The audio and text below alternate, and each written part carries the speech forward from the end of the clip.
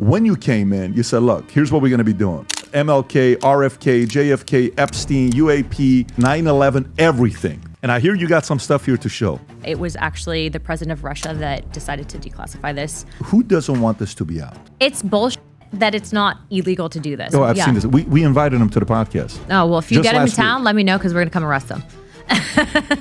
That's big. That was just announced, That was right now? Yeah, I'll show you. It's you can pull it up right now and you should show it to your viewers. Can you actually ask for them to allow you to go to Area 51 or no? You We've can't asked. ask them? Burleson actually got permission for us to go, not speculating based on the evidence that I've seen.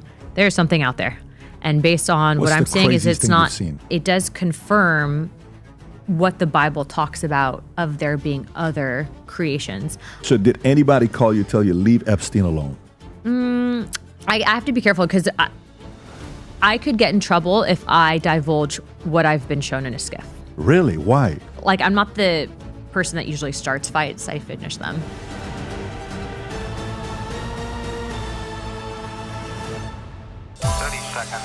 Did you ever think you would make it? I feel I'm so close I could taste sweet victory. I know this life meant for me. Adam, what's your point? The future looks bright. My handshake is better than anything I ever signed. It's right here. You are a one of one? My son's right about I don't think I've ever said this before. WWE for politics or something like that. I'm hiring Katie Porter. Draft I am a pick. big fan for Katie Porter. Anyways, it's great to finally have you on. Nice to see you too. Thank you for having me. Yes. So this is thanks to the shutdown, if I'm not mistaken, right? The government shutdown that we have here. And I hear you got some stuff here to show. Is that true? I do, yeah. So I actually just received these last week. So I went to Charlie Kirk's memorial in D.C. at the White House. And these files have been months in the making. So a lot of people were like, is this just happening right now because of the Trump-Putin Budapest talks? But what people don't realize is right as soon as I got the task force, I connected with an individual by the name of Jefferson Morley. So he would be a subject matter expert on the Kennedy assassination. And he made me aware of these documents as well as a witness that we had in our testimony. So I basically was like, I'm going to try to get these documents. In the 90s, Congress had tried to obtain them and ultimately failed. The Russian government denied access to them. And so I picked up the phone and called my staff, told them to get a meeting set up with the ambassador to Russia. And it's crazy when you pick up the phone, you ask for things, we ended up getting those files. And they had been promised around the fall, winter time frame, and they did deliver on that. So This is the whole story about the old USSR and JFK. The Yep. files that, so what have you learned from it so far? Well, so there's about 380 pages, and Okay. so we did our rough translation through ChatGPT. But the thing is that there's a lot that, as you know, I assume you're bilingual. There's a lot that can be lost in translation, and so we have experts that are going through it right now to get even just the smallest inclinations that we might have missed. But ultimately, it's actually confirming a lot of what we already knew and kind of filling in the mosaic that's been created by these declassified files. A lot of people are like, why do you care so much about going back and rehashing or opening up the Kennedy files? And the thing is that up until really President Trump took office and then did the final executive order, and up until the CIA followed through with it, which we know for 60 years the CIA hadn't until Director Radcliffe, ultimately the people didn't actually know what happened. So the American people had this feeling that the government was lying to them. And I would say that if you're looking at historically kind of the way and really where the distrust starts in this country, it's when Kennedy's assassinated. Shortly thereafter, you have the assassination of Dr. King and then of RFK. And the thing is that what we know now for a fact is that the CIA did intentionally lie to Congress, did intentionally try to stop the investigations or prevent evidence from coming out. The Warren Commission. This was previous to this. This is previous to this, and then I'll tell you, but Right. you have to know the backstory Sure, to kind of know course. some files. Yeah.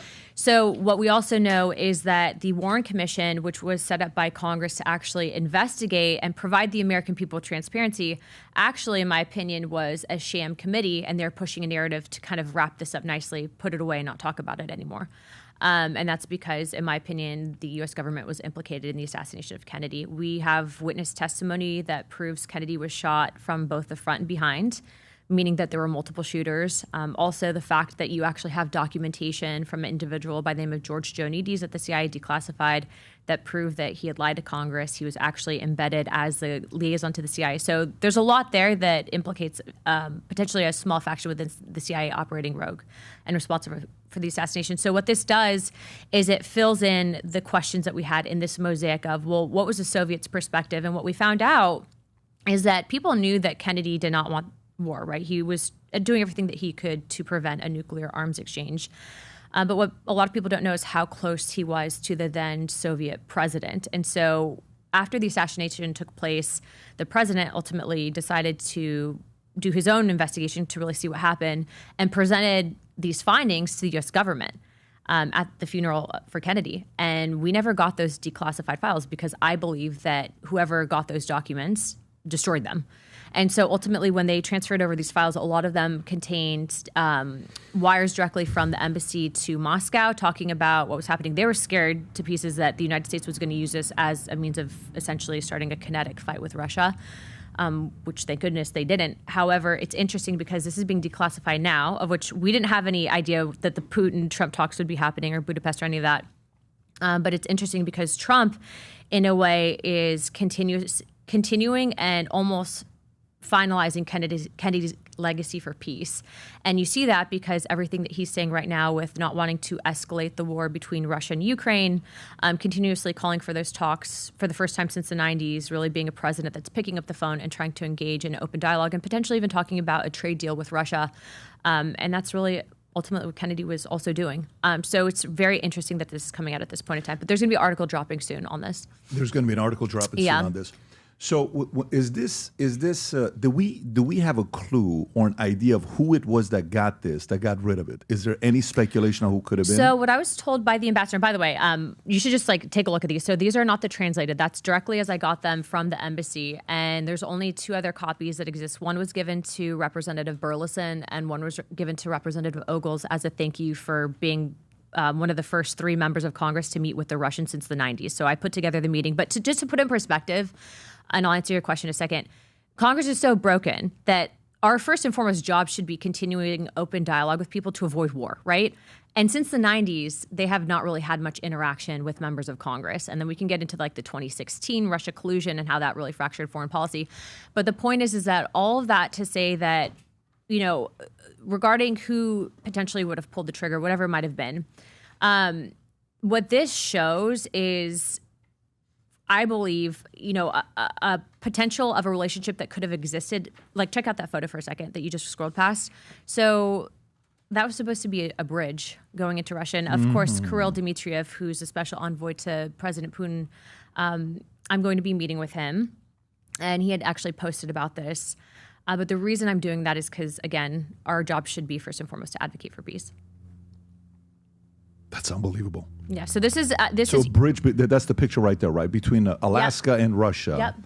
Which, by the way, I think I've heard Trump bring this up recently. That we should have. It was a question that was brought up. I think in the Oval, they asked him about it, and I think the question was, would Elon Musk use Boring Company to do a tunnel? Which I think that if there's the potential for trade, you're talking about a multi-trillion-dollar trade deal. I think one of the few companies that actually currently sells in Russia is the Mars company. But we're talking about the ability to really decouple Russia from China when there's no reason that we need to be enemies with these people. The Cold War has been over. But I think really since Kennedy was assassinated, this boogeyman was created about Russia. And then ultimately, after really Bill Clinton got out and Bush, you see Obama didn't really have a great relationship. And then we saw the 2016 Russia collusion hoax that ultimately, permanently, I believe, fractured foreign policy with Russia because you still have half of Americans believing that Russia interfered in the election. Not to say that we shouldn't, always be cautious, but at the end of the day, why would you be trying to alienate a superpower when in actuality we can be, opening up trade to them? Didn't Kissinger said it's got to be 2 against 1. We have to have one of them be the enemy of the other one. So Russia or China, pick and choose one of them. It can't be them 2 against us, or all 3 on the same page. I think that's something that Kissinger said many years ago. I haven't heard that, but if he did, I mean, I would personally say that right now we have a lot of issues at home. I would prefer not to be enemies with anyone, but I do also see the flip side where, you know, you have countries like China, who in my opinion, China is a bigger threat to the United States than Russia is. China engages in bot farms. They're brainwashing our youth. You saw what happened with TikTok, the private data mining. I mean, I would not be surprised if they had different programs to track people's potential to potentially eliminate those people in the future if they think that they're going to be a threat to the rise of China. I mean, I think it's definitely a problem. And then we're seeing the foreign funding tie where China's actively engaging in the civil unrest in this country. And we actually tracked that down to, I called them the Timu riots, but those ICE riots that you saw happening where these people were walking out with these brand new, you know, unfolded Mexican flags. Well, why was it not a Honduran flag? Or, you know, why is it specifically Mexico? And it's because the largest voting minority in this country right now, starting in 2016 onward, is Hispanic Americans of Mexican descent. So they tried to take that one issue instead of the George Floyd riots of, you know, the previous President Trump term. It's now the ICE riots. Well, they don't really give a crap about these immigrants. If they did, they wouldn't want the human trafficking and the open borders and the exploitation of corporation and all that. But it gets into a very big issue when you have these billionaires that are foreign agents, not registered, funding these riots that are getting violent. And then obviously it goes into even what happened with the armed queers of Salt Lake City.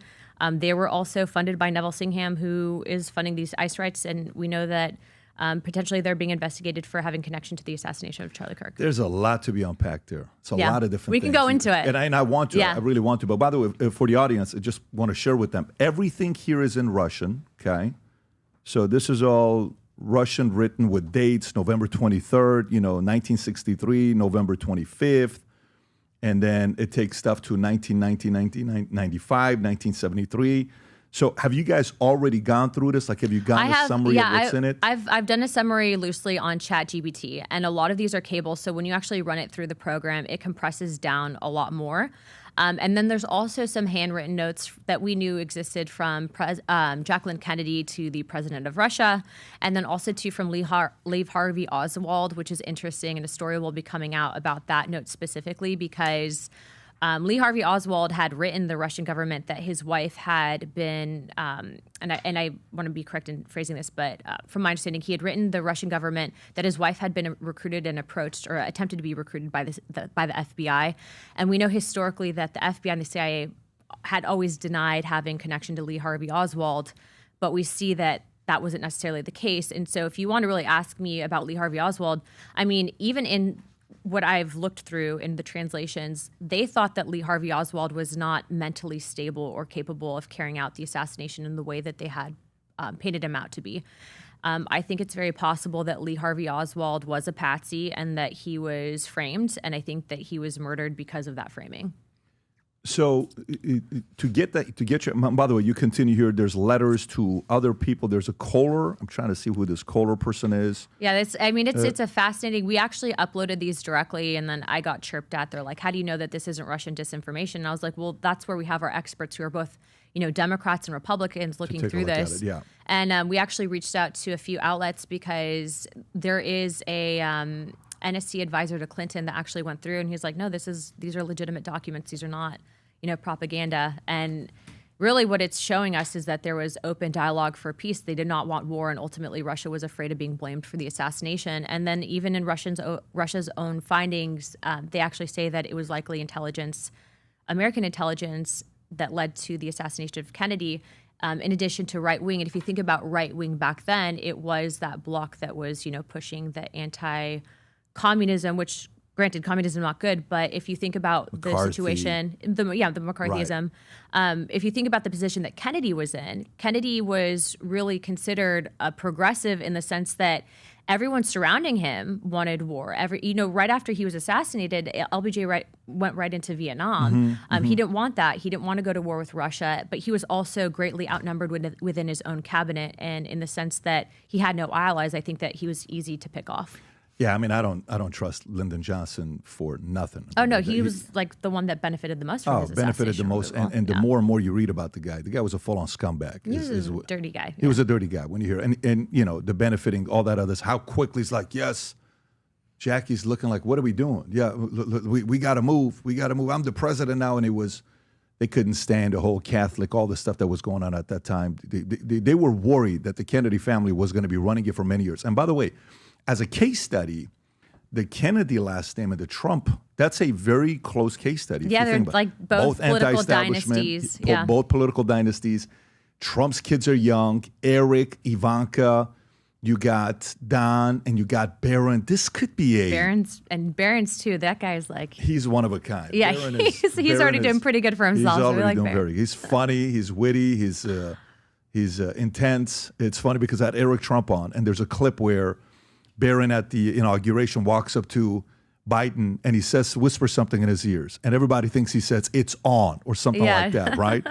And Eric says, "Man, let me check with Barron to see what it says." And apparently he says, "It's an honor." He didn't say "it's on." And Eric says, "He's a very well-raised kid." He's a very well-raised kid. I agree. So let's go back to this. So you hear the stories. John F. Kennedy wants to denuclearize, us and Russia. He wants to avoid a full-fledged arms exchange. Yeah. Full-fledged arms exchange, right? Who doesn't want that? Is that the military-industrial complex? Is that also what it was that Eisenhower kept referring to? Are you saying back then or now? Back then. Okay, so back then, I would have to say it was the military-industrial complex. Also, factions of the intelligence community that genuinely believed that Kennedy was likely a communist sympathizer because he was openly engaging in these dialogues. What's interesting is when you're looking about, I think, like the main differences now, and the reason I keep contrasting is because there's striking similarities now to back then, but it's almost like history is correcting itself for the wrongdoings of the past. You actually have this aspect of social media that's been able to almost inoculate against the massive smear campaigns from the military-industrial complex, versus back then, when people did stand up against us, the first thing that they had to fear was the printing press. Well, we all know now that, even the Washington Post back then was a mouthpiece for the CIA, probably still is. But because they didn't have social media, you really were at the almost, mercy of these intelligence agencies if you did not go along with what they wanted. Back then. Okay, so who doesn't want this to be out? I think a lot of people were hesitant of it. And rightfully, I think, questioning about the timing, but a lot of people are like, well, how did you manage, we've been trying to get this for years. Like, how all of a sudden did you go in and grab these? Well, it's called, I picked up the phone and I asked for them and I met in person. And I think there's a lot, I can now understand how world wars start because I've worked with some of these old walruses in Washington, and sometimes they don't want to talk to each other, or it's a pride thing. And I am a lot younger than the Cold War is. And so I was able to pick up the phone and talk to the ambassador, and he met with me. And it was actually the president of Russia that decided to declassify this in an attempt also to provide transparency with what President Trump did with his executive order. Let's play devil's advocate. So if we play devil's advocate on how they would manipulate this, and maybe they make it up and they mix it up in their own way and not release 100% of the information to you. Let's just say they're trying to do something like that. Who would they want to make the enemy to create a division in America? Because I don't know if I wake up in the morning, especially right now with everything's going on. I mean, just last night, you got the drone attacks 18 hours ago, 19 hours ago. I don't know if you saw the clips or not. In Kyiv. In Kyiv, right. So, Russia, Ukraine, the videos just released. Rob, I texted you one of the clips if you want to pull it up. CNN just posted. It's all over the place. Mm-hmm. And then you hear President Trump putting the sanctions, increasing sanctions, then giving long-range missiles, not the Tomahawks, but the long-range, not giving, but allowing Ukraine to use it. This is just yesterday, Rob. I think he actually put out a Truth Social tweet, and I actually put it on my social. So he, to my understanding, said that was fake news, the Washington Post, about the long-range missile stuff. So I would just confirm. He said that it's not. Okay, can you pull that up, Rob? That's good, because 2 days ago they said that he did. So but it was around the same time, because he, in the same press conference, had talked about why Budapest was off, and he also said, I don't think that we're at where we need to be at in regards to either a ceasefire or a peace deal. But then he also too at the same time had stated that they're going to increase sanctions. Wall Street Journal story on USA approval of Ukraine being allowed to use the long-range missiles deep into Russia's fake news.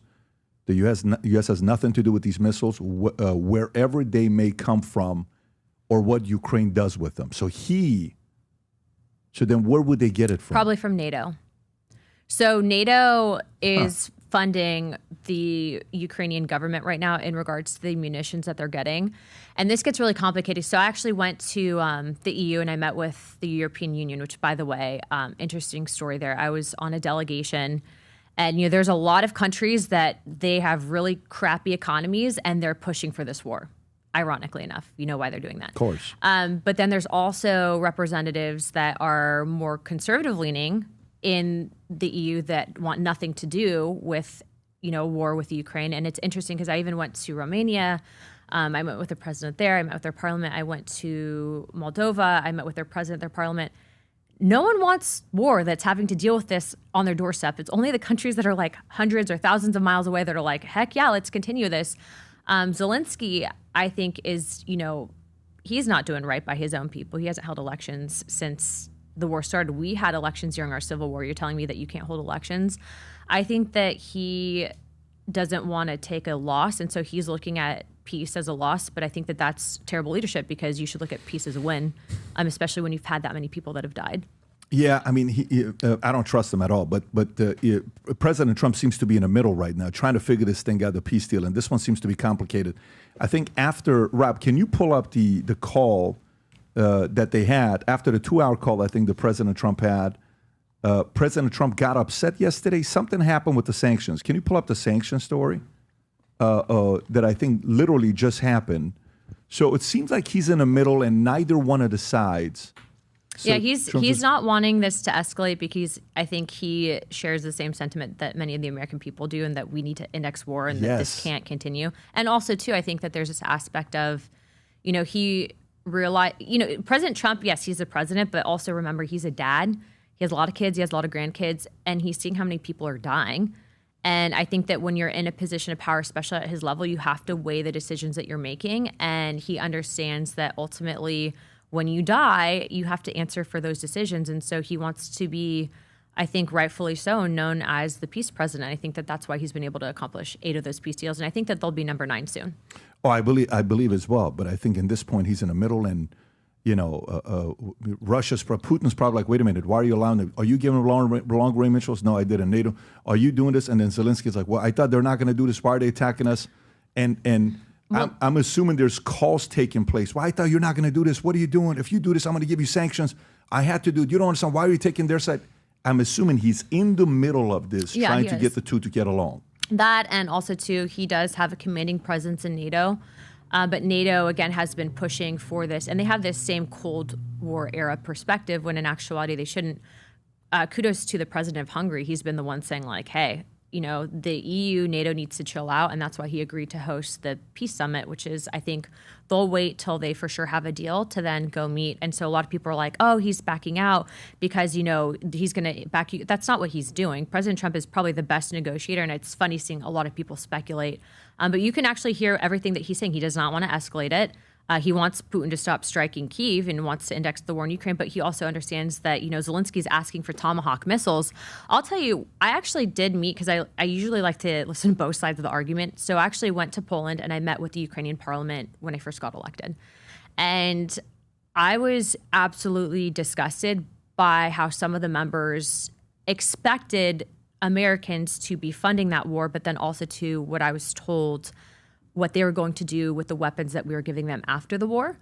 And it was funny because I was one of the very vocal supporters against the Ukraine war and funding for early on, before it was considered politically cool. And I had reporters that would reach out to me all the time trying to trash me on my position, saying that I was, going to be responsible for, Russia rolling into Poland and taking over Europe. And I would tell them this story. So I was actually told, and it wasn't just me, it was other members of our delegation that were with us, and it was a bipartisan delegation, that they're going to take the munitions that we were giving them, and they're essentially going to start a private mercenary army similar to the Wagner Group. I don't think that's what we should be funding. Sorry, I just don't. And so I would tell these reporters and they wouldn't print it. And so they eventually stopped asking me about it. And then as this war is continuing, you're seeing actually war fatigue happen. And a majority of Americans are like, okay, like this needs to index.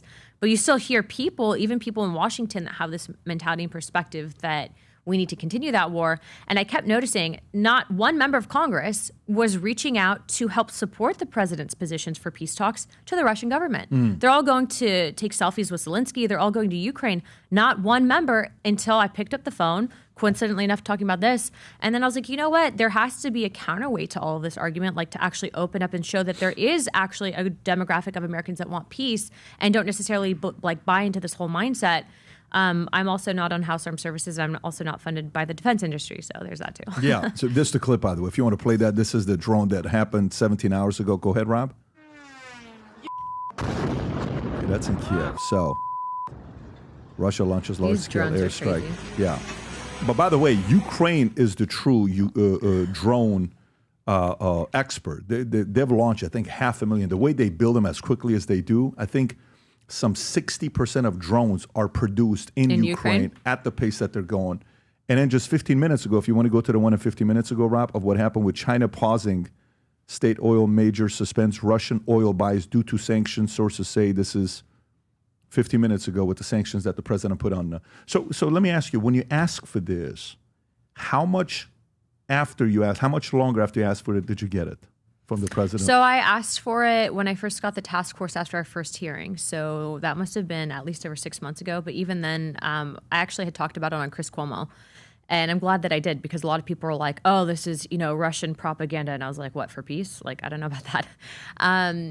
And they told me that I would be receiving it around fall, Christmas timeframe. And they delivered. That's when I got it. So 6 months. About a little bit more ish to get it. Okay. So have you already seen anything in it that would be disruptive if released? No. And actually, I already posted it publicly, so people can go through. We're all adults. You can decide. All of it. All of it is public already. Yeah, and it's interesting. People are like, well, what if this is Russian propaganda? I said, well, first of all, either which way, people are exposed to foreign propaganda all the time online. Like, if you don't think that there's something called make up your mind and make up your mind. Yeah. Use. I know critical thinking is lacking these days, but use critical thinking. But also to the experts that have gone through it, who are subject matter experts on the Kennedy. If it's false, there will be holes. But there could be nothing more damaging than what our own government has released in declassifying the files, saying that our CIA lied to Congress, covered up evidence.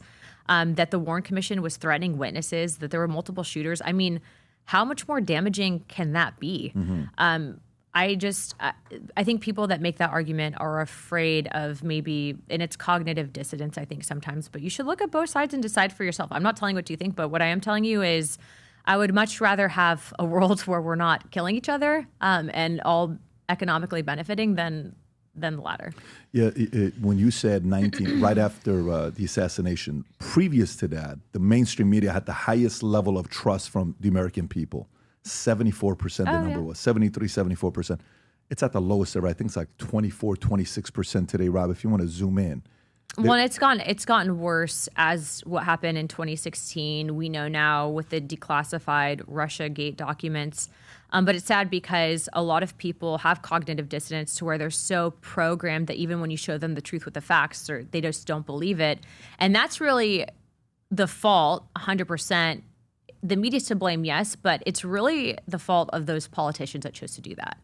When I first got elected, I actually went after Adam Schiff and tried to censure him. I was told by our own House leadership at the time that what I was doing was unconstitutional. It couldn't be done. Yet I had read through the rule manual twice, and so I knew they were lying to me. And so I did it anyways. And initially, I also knew that I could fine Adam Schiff, or the House of Representatives could fine him a fraction of what he cost the American taxpayer dollars, which was $32 million with the Russia hoax stuff. That was the estimated sum that it cost. And so that could have been paid by his campaign. That didn't have to be paid personally. It wouldn't dock his wages. But you even had people that were trying to say it was unconstitutional. And in actuality, it wasn't. But they didn't even want to go to fight that. The fact is that they wanted to let him off. So when the American people found out that there were Republican members of Congress actually going to protect Schiff for what he did, they were pissed. And so they started phoning their phone lines. And those representatives ultimately ended up voting to censure him. But he was one of the worst. He was one of the worst. He says, I know for a fact. I mean, he says this, when he came out, I don't know who he was on, whether it was Maddow or Cuomo or whoever it was on. It's like, nope, we have what's the word he used? Evidence. They had evidence, and he was doing that as the chair of intelligence community. Unbelievable. Yeah. So a censure is a lot more than just a word. I mean, it's literally you're bringing dishonor on the House of Representatives, and there can be punitive action. But what's interesting about that too is the backstory is I wasn't successful the first time. Mind you, I was about 8 months pregnant. I was about to pop. I had a busted foot, so I was rolling around. So I really looked, kind of helpless when I was in D.C. So I'm rolling around the Capitol, and I'm coming off the floor after the first foot had failed. And he's out there with, like Forbes magazine, the Wall Street Journal. They're like, Mr. Schiff, how do you feel? You've been exonerated. You're not going to be censured. He's like, well, these MAGA extremists, this, that, and the other. And I told him point blank, I rolled up to him with my busted foot and big old belly. And I was like, I'm going to, I might have not gotten you this time, but I'm going to get you next week, and I'm refiling on Monday. And then I rolled away, and then I censured him the following week. And it was funny because to this day, the only other action I had with Adam Schiff was he was coming to the presidential address when Trump got elected, and he walked through the House chamber, and I was sitting right on the edge waiting for the president. He was right there. And I was like, how are you doing, Adam? And he goes, fine, how are you? And I said, I basically got you. And I was like, you're going to go down in history as a documented liar. And I told him this. And Tim Burchett was sitting right next to me. And he goes, well, I'll go down to history, but so will you. And I said, but for different things. And so that was kind of our exchange. This was on the evening of the president's first address to Congress. And so, those are the conversations that you don't hear about and the behind the scenes. But the fact is that if you can lie like that, he's not a good person. For you for addressing this guy. I me's there's a lot of words you can use for him. By the way, who else is as dark as he is? Is he one of the darkest guys? He's pretty bad. There's a couple on our own side too that are pretty bad, but he's probably one of the worst. And I'd say he's one of the worst because if you look at what he did, how many people don't talk to family members because of what he pushed, right? Him, Obama, Hillary Clinton. Right. How many people have cut off friends, all of it? If you think about the fracture, but then also there's this aspect of foreign policy, literally responsible for potentially starting a war with Russia over that. That's just insane. You're a sociopath. But now some people, so here's the reason why you have a big fan base in this building. People lost it when he came in here. They're coming, oh my God, I just met her. They're going to be lining up afterwards to take pictures with you going around on the scooter of my, they're telling me you're. I was riding the scooter. The scooter, my daughter's scooter and all this. She's also so cool and she's chill. She's awesome. But I think the reason why people were excited about you when you first came in is you said something. You said something recently. You said the benefit of being young, you want to be a statesman, and you said you don't want to be in it for long. You said in about 10 years, I'm going to be out. I think you may have said it on Joe. Yeah. I don't know where it was when you said it, but you said this recently. It's not a long-term thing for me. So it's not a long-term thing you want to do. But when you came in, you said, look, here's what we're going to be doing. You were the oversight. I think I'm on oversight. On the oversight committee. So you got MLK, RFK, JFK, Epstein, UAP. What else did you add to that list? 9/11, everything that you came out. All the things we all have questions about. All the things we have questions about, right? When you made that. Is this it, Rob? Or yes. Go ahead, play this clip. It is with profound honor that I have been entrusted by Speaker Mike Johnson and Chairman James Comer to lead the House Oversight Task Force on Declassification of Federal Secrets. Together with the help of the White House, our intelligence allies, the Department of Defense, the Department of Justice, we will be conducting investigations into the following: the assassinations of JFK, RFK, and Dr. Martin Luther King, unidentified aerial phenomena, also known as UAPs, unidentified submerged objects, also known as USOs, the Epstein client list, the origins of COVID-19, and the 9/11 files. If you were to rank top 3 on which ones you've made the most progress on, which ones would they be? Definitely JFK, definitely UAP, and I'd have to say the other ones are still flushing out. The Jeffrey Epstein stuff obviously is still coming. What's interesting about that is I actually attended a witness testimony to the Oversight Committee. So it was Democrats, Republicans, the Speaker of the House was there. And we have to be careful about how we engage specifically with the witnesses right now because they have an open lawsuit right now with one of the banks that they're suing. And so as members, there's certain congressional ethics where you can't be seen to tip the scales on investigations. And we were actually told, because at that point in time, I had asked a specific question about if they knew if intelligence agencies were involved or what foreign countries were involved. And I actually did a posting about that on my Twitter if you want to pull it up and read it. And then also too, if you just type in my Twitter on my Rep Luna account and then Epstein and then foreign intelligence, it might pop up on the search. And then also too, there was another question about if they could name names for people that were potentially being hidden from the American people so that we could subpoena them. And at that point in time, their lead attorney did answer for them, and they said that they'd be compiling a list and that they would get it to us. But I actually inquired recently, and we haven't gotten the list yet. So I think that there's a lot to unpack there. But what's also interesting, specifically pertaining to this, is that back in, I think it was like November of last year, I was dragging the senator of Illinois that blocked Marsha Blackburn's request for the Epstein flight log release. And then when I got elected, I was really, really hammering the DOJ. And then we caught wind. You're saying Pam Bondi, where you coming out and say, hey. Yeah, I was the only member of Congress doing it. I was the only member. And what was interesting is and it's a tough position to take for you to do that, because everybody was, so that's where you gain, because some of the audience, like, who's actually working on getting to the bottom of this? Well, I was the only member of Congress doing it. And so I'm going to get into how this has become politicized, which I don't agree with, right? And we'll get into that in a second. But I was the only member of Congress that was like going out there and doing this. And then in around end of February, March timeframe, I actually became aware of a whistleblower who came forward that had alleged that there was destruction of evidence under the former deputy director of the FBI as Trump was coming into office of information pertaining to Jeffrey Epstein and other classified materials. We got the name of the person that was doing it and where it was potentially happening. And I went public with it. I actually filed legislation called for the SHRED Act that would actually increase the mandatory minimums for federal officials that were destroying evidence. And you can actually pull this up and pull up the Fox News article. And it actually goes into all of that. Yep. And look at the time date on that. That's March 14th. March 14th, yeah. So it's all of the stuff that I've done, I've been able to timestamp it and actually provide receipts to people, because as soon as I announced this task force, people were like, "Oh, you're a part of the cover up. You know, you have declassification authority." I actually don't. The declassification authority specifically on this relies with the Department of Justice. But then it's so much deeper than that. So I actually had reported this directly to the FBI at the time, and they also let up on it. And then you saw recently that they actually, I think, had gone after some people for destroying some evidence, and they found Russiagate documents in bags, burn bags. Do you remember hearing that story? Yeah. So that was, I think, in connection to this as well, because they were talking about destroying other evidence. But then all of a sudden, it was like a switch happened, and I don't think that the DOJ handled the rollout of the Epstein stuff as well as they should have, period, right? Like, I would have done it differently. Nonetheless, though, what I don't like is how then it was used to try to smear the president and imply that he was somehow a, molester and a part of this, Jeffrey Epstein crime syndicate, which is not true. The victims themselves have denied that. But you see these press conferences with people holding signs that say Trump is, a pedophile and all this other stuff.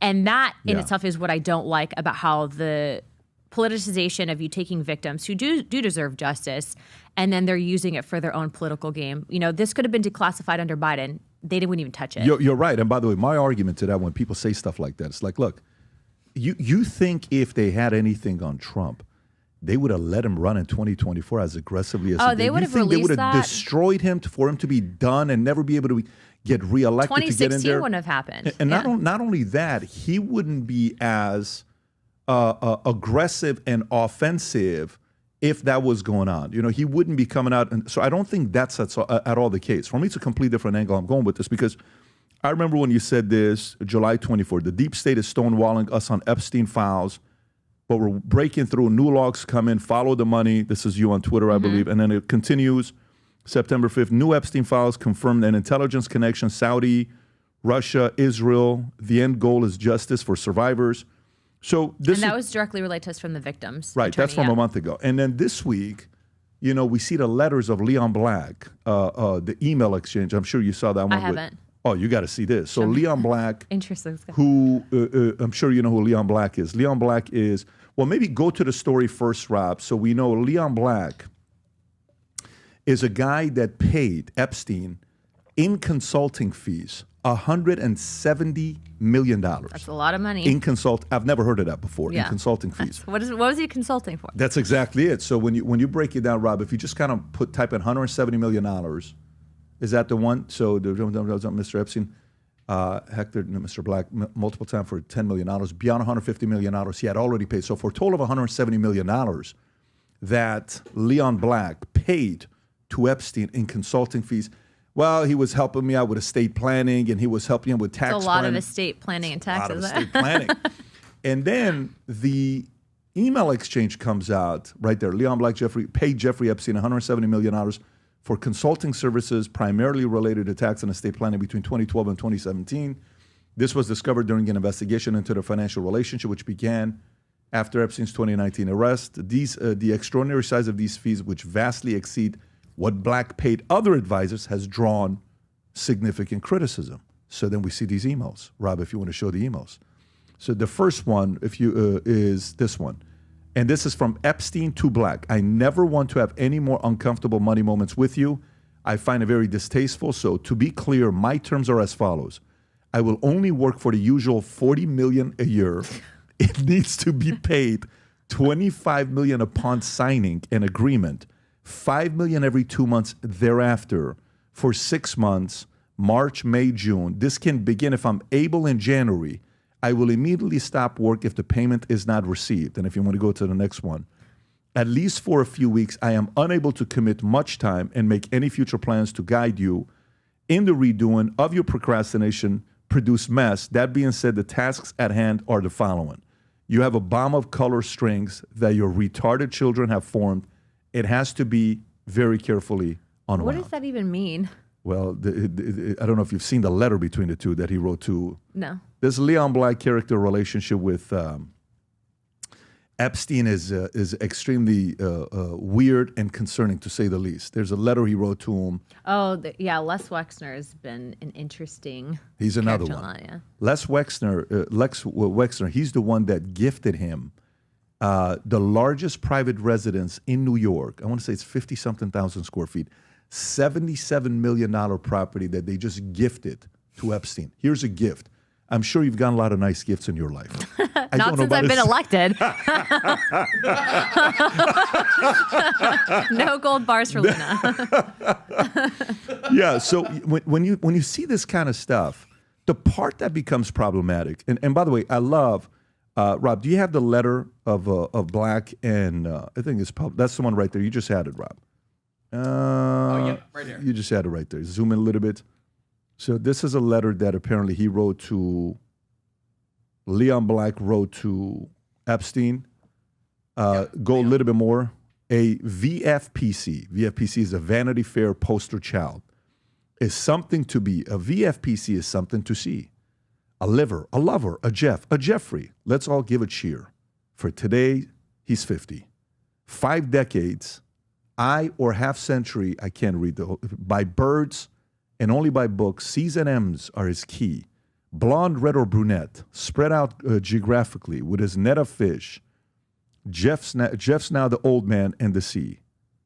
Teaching math, trading options, foreign currency, green eye shades, schemes and plans, a unique tax strategy, wet dream, and I can't see the other word, Rob, if you want to say it. I can't read it. Cochineer, I believe that was another term for nightmare. Okay, nightmare. An architect's wild spree. Moscow, Paris, Santa Fe, Alhambra, East Jamboree, Maxwellian delight, a mother's treasure, great joy most surely, Harvardian patriot, brain researcher for extending wannabe outrageous, iconoclastic, unconventional. I'm having a hard time reading this. Spirit free. Who talks like this? It's a weird Who card. talks like this? Yes. Best of all, a dear friend. Happy birthday, Jeffrey. Loves and kisses. And right? didn't he? What was the outlet that Jeffrey Epstein blackmailed? Was it Vanity Fair? I think it was Vanity Fair. I saw a documentary on it. Where he threatened the editor of Vanity Fair who was writing an article about him before any of the sex trafficking stuff came up. And I believe the editor found a deceased animal on his property. It was like a cat head or something. People claim that was a warning sign that may have been sent by Jeffrey Epstein to the editor of Vanity Fair. So it's interesting you reference Vanity Fair. All that to say, I think that it's very possible, like you said, if there was any wrongdoing, I know this for a fact, they would have released that about the president. He wouldn't be president right now.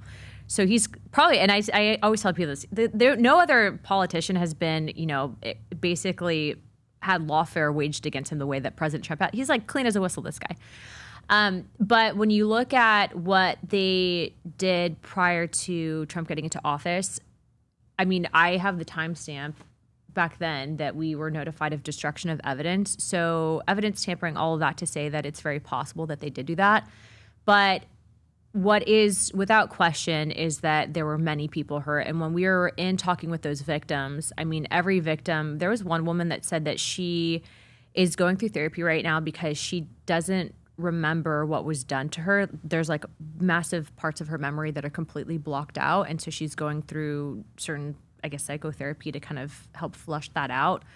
But also flush it out or recover it? Recover it, like help to kind of like figure out what happened. But also too that they were concerned that there would be, because he had a lot of hard drives and the guy was a weirdo. He's recording everything. That they were concerned that specifically, like they wanted to maintain it and they were denied by previous administrations access to that information. So they're basically asking for it so that they could help process and recover. But at the same time, too, we were also in that same hearing, the attorney said that there were people, the victim's attorney said that there were people calling him to, like, I don't know if it was to settle or what. So all that to say that this is an active legal case in many ways. This is now the purview of House Oversight. Chairman Comer is actually using the U.S. Treasury to actually go through some of these bank records and transactions to figure out where the money was coming from. Chairman Comer has been really great about that. You saw the findings that we had with the Ukrainian business dealings, ironically enough, with Hunter Biden and Burisma and all of that other stuff. So I think that there'll be something to come of it. But the fact is that these people should not be getting off the way that they are. And I think based on what we're being told I think that the guy was likely foreign intelligence of some form, definitely gathering information, total pervert, total terrible person. But, the way, I don't know about you, but I don't have many friends that have given me like $50 million mansions. $77 million property as a gift or $170 million consulting fee. It's weird. I've paid a lot of consulting fee over the years. Nobody pays $170 million. The only reason is, so to me, and by the way, this is what I love that happened as well. President Trump sues Wall Street Journal for releasing whatever that letter is that he's saying is not accurate for $10 billion. Wall Street Journal's lawyers come to the president just yesterday. Are they settling? Asking to please dismiss it. Trump goes to his lawyers and says, no, we're not settling. Yeah, he shouldn't. It's slander. Right. Go back and let's get to the bottom of this. So this is probably not a good look for Wall Street Journal. And this just shows that Trump is sitting there saying, hey, if you think this is real, so the market can look at this and say, President Trump's not worried about discovery. Holy shit. So maybe that's not real. This is not a good look for Wall Street Journal that they're coming wanting to dismiss this to be done with. So, but to me, at the same time while this is happening, Michael Wolff, is it Michael Wolff that's suing Melania for $1 billion? Yes. Saying the fact that she was threatening to sue. So Michael Wolff is getting into it. I think he just threatened with $1 billion suit over Epstein's related claims. Because he was trying to say that she was like a honeypot or something like that. The guy's these people, these journalists that do this and authors, they're the lowest of the low scum of the earth. I've had to deal with some of these people in Washington. Terrible people. I had the Daily Beast, I think, do an article that had implied that Trump, the headline was, I think you pull up, Trump offers like GOP upcoming something, his bed. That was like literally the headline. I kid you not. Here, you can find it on here and then type in my name, Daily Beast. Like these people, and like mind you, it wasn't even in context. I was pregnant on the plane. Yeah, look at that headline. Don't tell me this is the headline. And I'm reading this, I'm like, wow, this is crazy. Like who writes this? Come to find out, the reporter had never reached out to our office. And so I addressed it directly. the story is that I was about to pop. I shouldn't even have been traveling on a plane, but I wanted to go help President Trump in Iowa. And I've been with Trump since 2016. So like I was like, I'm in office now. He helped me get elected. I'm gonna go help him win.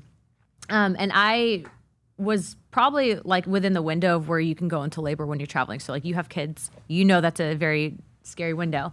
So Trump had actually told me when we got on the plane, my husband was right there. He goes, we have like the medical team here. If anything happens, and he was joking too. He's like, if you go into labor on the plane, like you can name your son after me. And I was joking. I was like, I'll make the deal if that happens. Like 100. If I give birth on Trump Force One, like it's happening. That would be classic. Yeah, it's happening 100%. But like he was literally like, and you can read because they finally updated because I just nuked them in the press. But I'm like, you people, what they did to Melania with this type of headline, this is what they live for because that's the only way to maintain relevancy. But they're just scum of the earth. They're total scum of the earth. But yeah, read down my response. I basically called them out and was like, that's not what happened. And actually after that, if you click show more, I'm showing you the letter that Trump had sent me asking about Henry, my son. It's shortly thereafter, and I actually had posted a handwritten note where he was checking to make sure that the baby was okay after delivery of my son. So was he disappointed that it wasn't Donald? It was Henry? Was he like... Yeah, well, he knew. I named him after my dad, but... I seldom respond on IC headlines. I don't give trash credibility. However, being that there's allegedly book coming out named Attacking President, His Marriage, or First Lady, frankly implying something distasteful about me, I'm responding. I'm very pregnant. I was very pregnant at the time, experiencing pre-eclampsia symptoms, but was not diagnosed. As soon as President boarded the plane, being the gentleman, the good person he is, he said, if I did not feel I could use a back room, he did that in a respectful way and in front of my husband, of which we thanked him. He also assured me that they had a medical team. This was the most compassionate thing that we could have. See, this is when they lose so much credibility when things like this happen, because your husband's there. If your husband's there, something like this is being said, you look like a clown when they write stories like this. Well, he didn't even reach out. So it was an effort to smear the president or to potentially force a wedge between the first lady and the president. They did this with so many times. And like, to Melania's credit, she's a class act. I mean, she's... I don't think they have the same level of credibility they had. I don't think the market reacts to it the way they did before. Back to what you were saying, people don't trust the press because they realize that a lot of these people are not legitimate journalists. They don't care about the truth. And I can tell now that I'm in office, when I see an article in the press, I know instantly when it's a hit piece. I know when the story's been planted. I'm like putting the connections together, and it's sad that I have to do that because I know, because I've been victim of it. I also had this happen to me when I first got elected. I had barely been sworn into office, and I had this reporter calling around from the Washington Post. Actually, this will be interesting because as a result of this, Time Magazine did their own investigation, realized, surprise, surprise, I was telling the truth, and named me the next 100 most influential in the world. So that was a silver lining. But the Washington Post had... this is when? This is what you were... This was in 2022 when I first got elected. Okay. So the Washington Post tries to write this hit piece about me, taking everything about my life, like literally my entire life story, and trying to paint me as what they were basically calling me was the female George Santos. And by the way, George Santos is not a perfect man, but he is by far not the worst we have in Congress. So like, that's a separate conversation. But basically trying to live, like look at this. They just like take my entire background. They say, her embrace of her Hispanic heritage, which we're going to get into that because I'm over 50%, Mexican, which is, I'm not Mexican enough. Was Barack Obama not black enough for you either? I mean, like, what are we going to do percentages now? But like just completely interviews people. But don't forget, Elizabeth Warren is American. She's Native Indian. American. She's like 100%, Don't call it out. Don't call it out. It's true. But like literally investigates relatives that I haven't talked to in 15 years that I have no connection to. Like literally just to try to like paint me out. So my mom is getting calls by this journalist, and my mom is an absolute hero. I mean, my mom, single mom, raised me like, yes, we were on welfare, but like puts herself through law school. Like she's just like an amazing person. But they asked her for proof. If my grandmother died HIV positive, of which my own mom had to provide a death certificate proving that, but they didn't report that in the article. They also didn't report in the article, and I actually had been given screenshots by my old roommates of them saying, hey, I had this reporter reach out, but they're not like reporting what I told them because it conflicted with the narrative that they're trying to paint about me, that I was making up my background, that I wasn't Hispanic enough, that I was lying about my background, all this shit that, they go into, by the way, my dad had raised me as a Messianic Jew, and then my mom had raised me Catholic. But for those people that can actually do their own research, a Messianic Jew is basically someone that believes in Jesus Christ. So like to say that all of a sudden I'm like somewhat making that up is just completely contrary to what the evidence is. That I had lied about my dad's incarceration record. And so when this dropped, I knew that they're going to, so I actually spent time to collect the receipts. And so I actually had a DOJ report of my dad's arrest record. I had all this stuff that directly contradicted this article. They even printed that I was a registered Democrat in the state of Washington, which was like arguably, provably false. So they issued the retractions. And then after that, they're like, well, we can't say that your dad didn't go to prison because jail and prison are different. And I'm like, I literally, like, here's the incarceration record. Like, I'm not lying about this. So after all of that, I give all of this information to Time Magazine. And so they got roasted over this. And then when Time Magazine did their deep dive, they did, I think it was like 20-something hours. And you can type it in next 100. And yeah, that's what happens when you tell the truth. So it worked out in my favor. But to me, who cares? Like, who cares? But the point, whether the reason, your grandmother, whether your father, like, what are they trying to imply? Like, they were trying to imply and paint me out as a liar to limit or potentially hinder my credibility in being able to, I think, reach young people. Because I think that there's this special, I think, thing that happens when you have younger people engaged in politics. They're more charismatic, there's more energy. And I think that they saw me specifically because I had worked with Turning Point, because I had come up through as an activist, as an effective leader. So they initially, like, of all the members of Congress, and we have a lot of dirtbags in Congress, and you're seeing that flushing out right now. Mm-hmm. But of all the members of Congress, they specifically took the time to try to go after that. And what was interesting is the reason I was even tipped off on this article is I had a supervisor, and as a vet, you're going to get pissed off about this, okay? My first rating supervisor, really, contacts me and says, hey, I was contacted by a journalist at the New York Times asking about if I had any dirt on you when you were enlisted. And I said, how the hell did the New York Times get my rating supervisor from when I was in the military? Someone at the Department of Veteran Affairs had leaked them my EPR, so your enlisted performance, my records to the New York Times. And this happened when I first ran, so they had that. And so they had contacted my supervisor, who he, by the way, was deployed at this time. He was overseas as a contractor. So I knew that this was coming, but the New York Times saw that it also wasn't credible, and so they sent it to the Washington Post instead. And then this dumbass at the Washington Post put their credibility, which I'm glad they did because they look like a moron now, but... Wait, so New York Times they were the crux of it. See it as credible. They give it to WAPO. So they saw it as a defamation liability. And so then why would they give it to WAPO? Because WAPO at the time, up until really recently, was just another mouthpiece for these left wings. Yeah. And what was interesting is I actually went, when this happened, to House leadership, and I said, hey, I think that we have a leak problem out of the DOD or the VA, but this was still under Biden. And I think at first they're like, whatever. Like, it sounds like you had a hit piece written about you, right? Like, how do they know my supervisor? Not making it up. Well, it came out that the Democrats actually had an opposition firm that was posing as, or somehow working with the Department of Veteran Affairs, and had obtained the service records of GOP members of Congress that had served in the military. And they actually got sued over it. And it wasn't just me, it was there was a woman who was running somewhere on the East Coast. She had been raped, and they leaked that about her and smeared her with it. She ended up losing her election over it, but she was running as a Republican. I'm not even kidding. So this is the type of shit when people don't want to run for office. They don't want to deal with this. But it's like, if you don't run for office, then we get a lot of these sociopaths in there that are literally doing nothing or running on one thing, and then, they're making 600% on their stock trades. We'll get to that too. So yeah, it's a massive problem. So you have to kind of just understand that when you do it, don't do it long term, because if you stay there for too long, you become everything that you hate. But you do it to where you can then raise up other people, and then you pass the torch. Yeah, it's interesting you're saying this. Like today, I have a meeting with a guy that asked me for my DD-214. So my EA messages me and says, don't forget, Pat, you got to bring your DD-214. So I went back. I had to go this morning. I'm like, where is I'm literally pulling up my files. But for them to go to someone on the inside to get that information. So by the way, if they give it to New York Times, if New York Times gives it to WAPO, did WAPO get a defamation lawsuit from you, or no? You didn't do anything with them? Because what I was advised is that basically they will drain me. So it's not like I can use the House of Representatives to sue the Washington Post.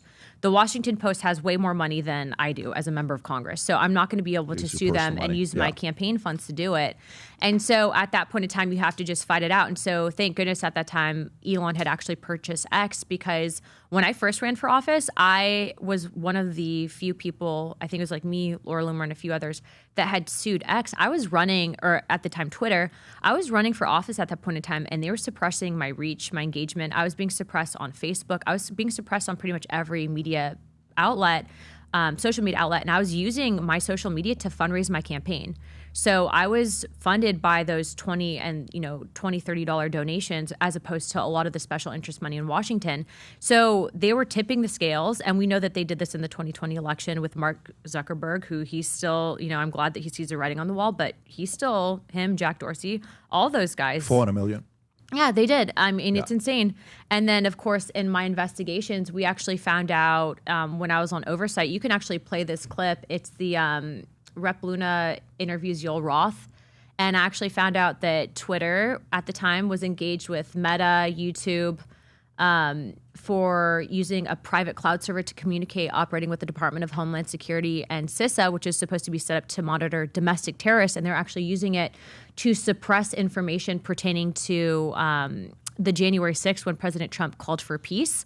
They actually had suppressed that information and were actually flagging people essentially as domestic terrorists. So the whole thing was crazy. Type in Yoel Roth, Y-O-E-L. Type in CISA or DHS.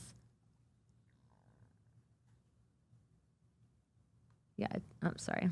Is this my personal? Oh, is this? Try Rep Luna. Yeah, try Rep Luna. Okay. Saw my No Kings troll. Yeah, I did. Yeah, with the crown on. Where's the dot? Is it a video? Is it's a video. We nuked Yoel Roth. I mean, this is. Are you spelling his name correct? Yoelroth. Yeah, correct? I think I don't. I think. Oh, that's you should pull up that one real quick if you want to talk about an Epstein portrait. That's my hand portrait. I said, don't show this to the Washington Post. They might think that you're a sex trafficker. Please don't show this to the Wall Street Journal. It's a hand sketch. They may think you're so funny. That wasn't my hand sketch. I ripped it off. That's you? Well, no. Great job. So this is what? This is an inner. Well, you'll find it. While you're looking for that, to pull it up. You know, my biggest thing with the Epstein thing before we close it and go to the next story is, to me, I'm finally at this point of what happened there. I'm convinced that there is so much there that would get others in trouble. Some of them that are on support for Trump, some of them that he may use to keep the enemies under control. Gates, some of the folks in Israel. If Ehud Barak visited Epstein's house 31, 32 times, and even Michael Wolff, who had him on the podcast 2 months ago, he has 100 hours of recorded conversation with Epstein at his house, at the Lex Wexner house that was gifted to him. And I said, so who did you see come into the house? He said, well, Bill Clinton came there. Bill Gates. I said, Bill Gates? You were there when Bill Gates came there? Who else?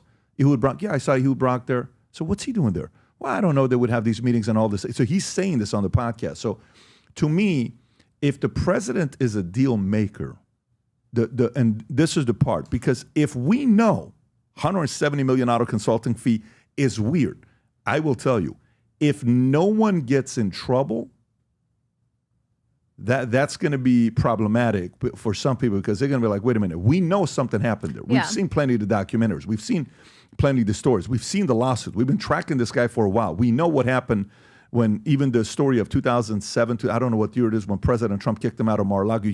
We've seen the ladies who got arrested that would bring 13, 14, 15-year-old girls back to Epstein's house. And recently, Virginia Giuffre's memoir that just came out, which, by the way, when did she passed away a few months ago, right? She committed suicide. She committed suicide, allegedly committed suicide. Yeah, 6 months ago. So her book just comes out. And in the book, when you read it, telling her, she's telling how Epstein's wanted her to have his child, and in return, they were willing to pay XYZ amount of money. And some of the stuff that's in it is so graphic. When she tells a story of what some of the people did to her, there's multiple names of folks of beating her, hitting her, and one of them she calls Prime Minister, who is the Prime Minister. And she allegedly, the one that helped with the memoir, has given the list of names to the FBI. She says she may be releasing those names. That's what she's talking about. I just think if there's got to be accountability, people get excited about a person like you that comes in who you don't want to be a lifer. You don't want to be like Mitch McConnell falling down at 85 years old. You don't want to be definitely like not. Yeah, you don't want to definitely not Mitch. Definitely not Mitch, right? You don't want to be that. You want to come and do your job and leave and go mind your own business.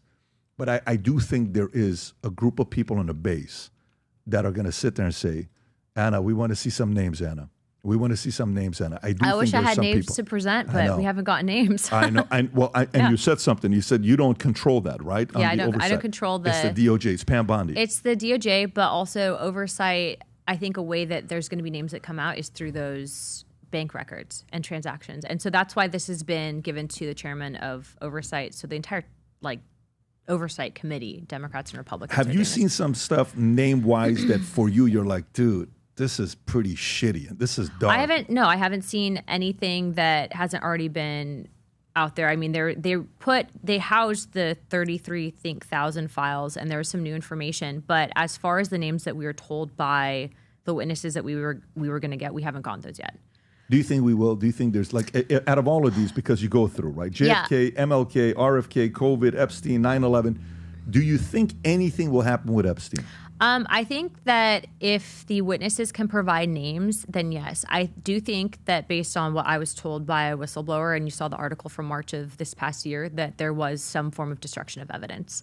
And I also think that they tried to destroy other evidence that implicated them, to include the Russia documents as well, the Russia collusion hoax documents that were found in the bird bags. Mm-hmm. That's a problem, because if there's also destruction of evidence, there can also be planted evidence. But I'm not at the DOJ, right? So I'm limited within my certain authorities that I can do. Now, what's going to be interesting is if there's an active pending lawsuit, and I'm not an attorney, but if there's an active pending lawsuit with the victims and the bank, and then people offer the victims money to settle, to basically have a gag on them, or just not say their names, then I also think that complicates things. And there is an active pending lawsuit. But I do hope for these people's livelihood, and then also too for their healing process, I do hope that there's justice. Because when you look at the documentaries and you hear the statements about what was done, I mean, the fact is that, this guy was a total, just an evil person for doing this, especially to young women. And, their entire lives are destroyed over this. They're never going to recover from that. Which brings me to my next thing. Why are the mandatory minimums in this country not higher for sex predators? I have a bill that would... What is it right now? It depends on the state, but the federal mandatory minimum, I mean, you can get charged with rape and you're getting a couple years and that's it. Stop it. Yeah, no, it's... I actually introduced something to increase, especially for child molesters, to the death penalty, or I think it's minimum 25 years in prison. What is the... Yeah. Yep. Huh. Interesting. Yeah, so there's no federal mandatory minimum, but there should. You hear a lot of cases, where people will get charged with child rape, whatever, and they're doing, a couple of years and then they're out. You rape a kid, that kid's life is over for that. Let me ask you a question. Let me ask you a different question. So if can you ask to interview Ghislaine Maxwell? Could they make that happen? So Oversight already did. Can you? Personally, I can try to make the request, but I think that it would be up to her attorneys and then her, essentially. So let's just say if you did. Let's just say if you did and you're sitting in front of her. What 3 questions do you ask her? What do you ask her? I'm curious. Probably names, okay, funding records, and where can we find footage? Names, funding record, footage. Yeah. Okay. Yeah, because when you see banking, I don't know if you guys are working with Chase or not, because Chase had to pay $290 million of fines to victims. They're suing Deutsche Bank currently. Who's suing? The victims. Yeah, that's $290 million settlement. That was that to Deutsche Bank? That's Chase. Yeah. That's the settlement is with Deutsche Bank. No, they're currently in a suit. One. So remember, I was talking about the suit that exists. So the transaction records will tell us everything that we need to know there. But what's been interesting is the Democrats have taken this and they're trying to make it political, and so this is kind of they're using this as a political thing to smear the president instead of, Yeah, yet they're blocking, when you're coming in hey, can we get some information? No, let's block. Let's block. It's definitely a political, I think, hot potato. Okay. Well, I'm curious to know what happens with this. So are many others. Let's talk about something else. How much... Back to the Russia docs. Yeah. How much does it bother you that, and maybe I'm wrong, does your investment portfolio outperform Nancy Pelosi's? I don't own stock. Okay. Yeah. Got so it. I don't own stock. Are you not able to, or you choose not to? No, I could. I choose not to. Okay. I think it's a bad look. Which is what all? Nothing. Well, yeah, I don't have any stocks. Like, I don't invest in the stock market. So did you have it? You sold and... I did. I initially had a couple in like a company that was supposed to be helping with medical blindness, but I was like, I don't even want it. And it wasn't a lot. It was like $1,000. So it was like nothing. And I was like, I'm not dealing with this. But what's interesting is I was having a conversation with Representative Burchett because, you know, when you see people on all sides getting 600% returns, they're buying stocks prior to us giving weapons to another country. They're buying stocks prior to different things happening with the market that we know are going to happen. We're meeting with the CEOs, or in committee, we're working on the legislation. It's bullshit that it's not illegal to do this, right? Or their wives, who are great, lovely ladies, but not savvy in the stock market, are making these great purchases, and you're like, wow, how is that happening? You know, how's Karen doing this? You know, that gives Congress such a bad reputation. If you wanted to know why the American people hate Congress so much, it's like, look no further than insider trading. Banning insider trading for members of Congress is one of the most bipartisan, popular issues in this country. And yet, when I informed the leadership that I was going to be doing, and actually did a press conference, I said, hey, I will like give you to the end of September, which ironically enough, we're not in, there's a shutdown right now, so I couldn't bring it. But when we get back, we will be pushing for it. But I told them, I'm going to do it at the end of this month. They basically, in a group chat with me and Representative Burchett, someone said, you know, you're forcing your colleagues to take a bad vote, and some people use this to pay for their kids' college education, and you know, you're going to cost us the midterm elections, and you know, this could hurt the republic. This is a conservative saying this. We're going to call them that. So, but like all that to say that, you know, for me specifically, when you're hearing that, and I'm like, what are you talking about? Like, the founding fathers did not have stock portfolios. And by the way, they weren't schlepping it to Washington, D.C., and they weren't going to be there the entire time. This is not a long-term goal for them.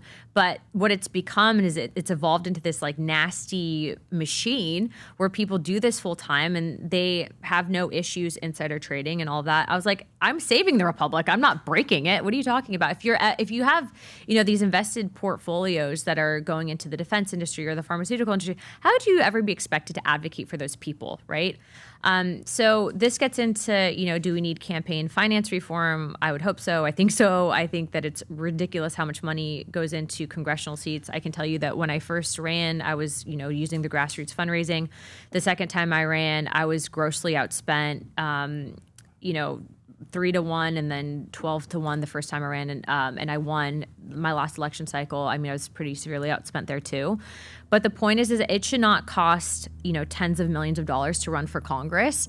And unless you do have somewhat of a social media platform to where you can compete with the special interest money coming in from Washington, you're not going to get elected to Congress. I've met great people that want to run for office, and they'll never be able to do it because they'll be outspent. They'll message on your branding or what they want to hit you on. Everyone has a positive and negative rating in politics, messaging all of it. And if you're outspent, you can't share your message back, then that's too bad. People will see it on TV, they believe it, they don't question it, and then that's it. So in this area, you and AOC do get along. So it's something that... on this issue, yeah. Okay. But it's like me and it's a cross section of conference does connect on this issue. Yeah. Who on both sides is aggressively against this? Of course, look at like the top 50 stock traders in Congress, and you'll see everyone against. Can you pull that up, Rob? Can you pull up because it's public? We've reported on this before. It's not hard to find. And to be clear, I mean, I have become wildly popular in Congress for this legislation. That's wildly popular. That's a joke. Yeah, that's a joke. I'll hate my guts over it. Yeah, I believe you. So this is it. So if we go through it, Nancy Pelosi, she's the GOAT. She's like the Warren Buffett. Oh, wow. Mitt Romney's in there. Most profitable Congress traders. He's not. Mitt Romney's not. No, this isn't it, Rob. There's another one that they have. Who's the next one? Mark Warner. Let me just read those names right there. So, and to be clear, there are people that do have portfolios that were like, well, we'd support this if, you know, during the divestment, or we're not taxed on it if we're forced to pull out, because they do have people that are running their portfolios. But I mean, you want to pull up returns, not dollar, because Mitt Romney's a $500 million guy. You were saying, and I'm sorry. Yeah, but it's just like you have these people. You know, I'm not talking about the ones that are independently wealthy going and nothing's changed, right? Because there's a lot of that. But I'm talking like you know, you go and making 175 and you come out in like 2-3 terms, you're a multimillionaire. Or a couple hundred. Yeah, it's like, or a couple how does that couple hundred, which is said to be the the ongoing trend here. Yeah. Do you know there's companies that got started purely on tracking politicians' trades. And you're able to invest exactly the way Nancy Pelosi trades. And Tom, who on the podcast last week, he said he invested into this one company and he put $50,000 and matched 100%, and it's legal, 100% of what Nancy Pelosi did with her investments. Since he put the $50,000 in July, he's already made 18% return in 3 months. Yeah, it's literally insane that they say that they're not doing it. They're totally doing it. And then, people like me try to do this and push the vote, which I've done. I've pushed many votes before, right? And then, I'm going to destroy the Republic and I'm forcing my colleagues to take a bad vote. But the president supports it. The Treasury Secretary supports it. So guess what? You all better support it because you're going to have egg on your face if you don't. But yeah, this is one of those issues that, if you want to go to Congress to trade stocks, try a job on Wall Street instead. What's this rap? What did you pull up? Well, this was the app that you had mentioned, PelosiTracker.app. But there's a return of It's like 600%. 600% couple of guys are making. Yeah. And it's like, it's not uncommon, right? But it's interesting because I know the polling on this too. Like a majority of Americans support this. It's not even a question. Like this is probably one of the top bipartisan issues. This and UAPs. But they What's support the likelihood this. of this passing? What's the likelihood of this? It depends because it's going to require people to go down and sign it. So I think the option is that they do it through committee and that there can be some adjustments to it, but ultimately it would prevent members of Congress from doing the individual stock trades, which is what needs to happen. Or we have to do the discharge petition. And I have talked to a few people that currently trade stocks and are like, okay, we understand the optics. It doesn't look good. And people are doing it. And we know that they're doing it. So we want to kind of have a bite at the apple on the legislation.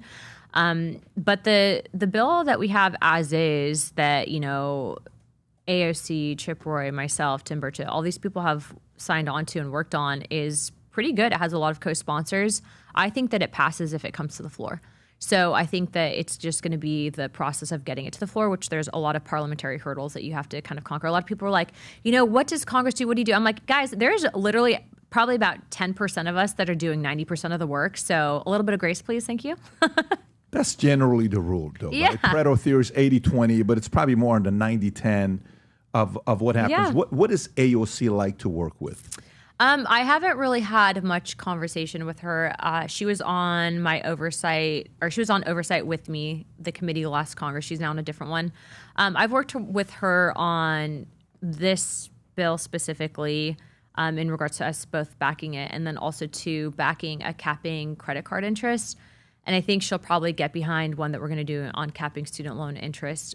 So, we are clearly disagreeing on a lot of issues, but I think these issues specifically where you have more of the populist perspective, we probably connect on. The way in my dialogue is if people are going to, I'm not the person that usually starts fights, I finish them. So I don't really engage in the... Has she ever picked on you? Has she ever come after you or no? Not really, no. So you guys are very similar personality types, but on opposite sides when it comes down to politics. I'm a little bit different, but yeah. But I would say both of you, and what I mean by that is both of you guys are fighters. Like if somebody comes after you, you're not afraid to fight. Policies may be different, but she seems to be the fighting type. Not like the one I like the most. My favorite one out of all of you. No one's even close to her. This is I told my wife, if I ever had another person you had to worry about, it would be Katie Porter. I'm in love with Katie Porter. Katie Porter's the GOAT. Better watch out, Katie. She is one of a kind. Katie Porter, I think I don't think if you gave her money, she would leave and go to The View or do a different show. I really think she cannot stand the opposite side, and she truly wants to do something to them with policies. She's a true believer. But if Katie Porter... If this stuff doesn't work out, man, I would bring her to the show, her take, and have her there or, Katie was interesting. I would see her a lot sitting quietly with some of the Republicans. So the chambers are broken down to the Republicans sit on the right side, the Democrats sit on the left side. I usually sit in the front, center aisle, so I could see the speaker as well. But you'd see her a couple times. It's interesting, though, because members of Congress are different with each other than they are with their staff sometimes. And you hear some horror stories with how they treat some of their staff sometimes. Her? No, just in general, most of the members. What is she like? I did not have any terribly negative experiences with her. But I think for the most part, people leave me alone. And so I don't know if that's like a fear thing or I just don't. I'm very focused on facts, and I use that, and I tend to, Eric Swalwell bothered me for a little bit, but I trolled him with his videos and stuff, so he left me alone after that. So he's easy though. He's not particularly threatening. No, I don't see him as somebody that would be. Eric is probably his own worst enemy. He gets in his own way. Some of the stuff that he says, you're either a great troll or you're trying to be one. Yeah, he's like trying. He's trying. Like Newsom is dying to be Trump, but he's not. Newsom is trying to be Trump. Newsom's not Trump, right? Nowhere near him. But everything he does, he's trying to be the Trump of the left. No, 100. I was on a show recently. I think it was on Comedy Central. It was like an evening talk show. And, they're talking about the No Kings protest. And I had made a joke, and I was like, well, if we were talking about Gavin Newsom, it'd be the No Queens protest. And he was like, well, is that homophobic? I was like, no, he just has feminine tendencies. And it's totally true. I don't know, like, he bitches on the internet all the time. It's like, what are you doing, Gavin? You have fires in the Palisades. What's going on? He is kind of Metro, right? If you think about it. He is super Metro. He's dying to get on Rogan. He wants Rogan to get on his show. And Rogan would eat his breakfast, though, if you had him on. Like, Joe don't play. not only does Joe don't play, but I think the approach he took is just a wrong approach. Joe will have anybody on to have a conversation with. I think people are intimidated, though, because you can't, bring notes. You have to kind of be secure in what your ideas are. And so I was always actually, when I first did, or when I was on with Joe, and then I left, I actually remember thinking, I can't believe Kamala Harris wouldn't sit down with him, because if you're running for president, that's the show you want to go on. I couldn't, and then I realized, it's because she wasn't that good. No, she was scared. She was scared, and we had the Teamster here, president, Sean O'Brien, and anybody that becomes president, they give everybody 16 questions to answer. He said everybody answered the 16 questions, including Joe Biden for 2024. He said he wasn't happy about it. He answered the 16 questions. The only person that only answered 3 was Kamala Harris.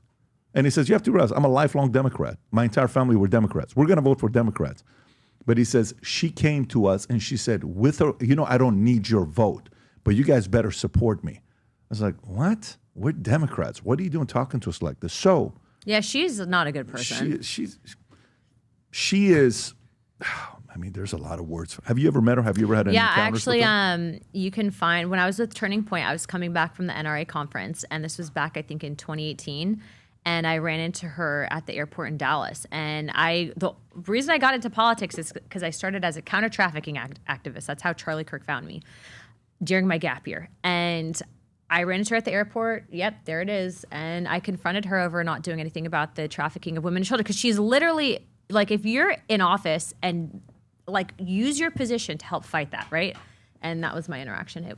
Go ahead, Rob. I told her she would be president. Hi, I'm the director of Hispanic Engagement with Turning Point USA. I want to know about the children that you're saying that are at the border right now.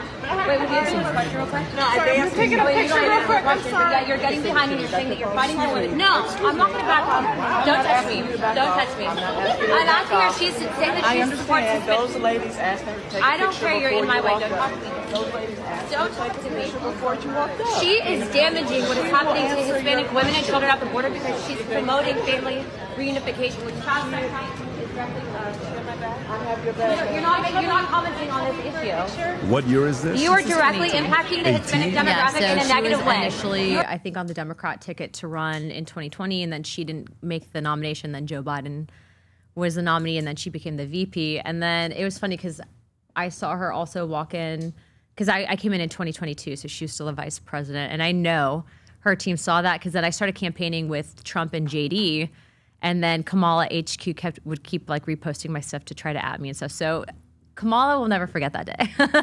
I bet. But by the way, so Charlie sees that and he DMs you? No, I was already with Turning Point at this point in time. Because you said Mexican, Hispanic. So I was their director of National Hispanic Engagement. So he had recruited me in 2018, and I was with them for about a year, and I would do the campus tours with him, Brandon Tatum, and ultimately realized I was like, I want to help kind of shift the national narrative. So I realized as an activist, you can do it one way, but also two, I had to do it by running for office. And so that's when I kind of gave it a shot to try to figure out how to do it. What was he like? I spent time with Charlie, but what was he like for you? Yeah, so when I first met him, 2018, Turning Point was a small organization. I remember the first Young Latino Leadership Summit that we did. I walked into the room and there was maybe 25 people in the room. And Charlie would walk around. I remember traveling with him, and he was kind of, this young kid, and he didn't have the nice suits yet, but he had the passion for it. So he was out there kind of just doing his thing. But I mean, the first conferences were maybe a couple hundred people. And then it exploded. But I would travel with him. I remember the first tabling session that we did was actually at a university in Portland, Oregon. And he just pulled out the tail. He had his 4 GoPros and then a sign that said there are only 2 genders. And you can actually see that on my personal profile. Yeah, there it is. If you go to my actual X account, you can see the photo there. But, working with him, it's interesting because when I found out about what had happened with Charlie, I was actually, ironically enough, sitting in my office doing a interview on the assassination of John F. Kennedy for a documentary that Fox was doing. And I heard it, and then I saw it, and then I called over to Tyler and realized that he probably wasn't going to make it. If you pull up the actual photo, though, on my personal account on X, just go to the real Anna Paulina, and it'll be pinned right there. Or it'll be up on there. If you go through the photos, just click photos, and you'll see it. Just go down. You'll find it's there are only 2 genders. But the whole thing, with him is that he had this ability to read things, and I swear he had a visual memory to where he could just regurgitate it. But he was like brilliant, right? So I think he was going to run for president. I think Erica had mentioned that, if he were to run for office one day, I think that he was definitely projected to. But he had an eye for talent. He would help elevate people. He was really smart. He always had tips. Like I remember even when I was campaigning with him and JD Vance, he was actually backstage, and he's like, you should really try, using this word instead. And I took advice because he was usually right. And it worked, of course. But he was an awesome guy. He's a really good guy. He was one of a kind. By the way, it's interesting. He said 2018. And I don't know, Rob, if you can find this or not. I sent you the link. In 2017, I interviewed him on the show. Oh, in 2017? 2017, Yes, it was like right when he was getting started. Yeah, that's right. So and I'm at his event, and I tell Mar's like, why are you talking to this 23-year-old guy? So why am I talking to? I said, this guy's going to be the president. Yeah. He says, I think this guy is going to be the president one day. And I'm at his event. I think it could be in Fort Worth or Arlington or something like that, Texas. And I said, hey, just out of curiosity, what you're doing here, tell me about the ratios, percentages.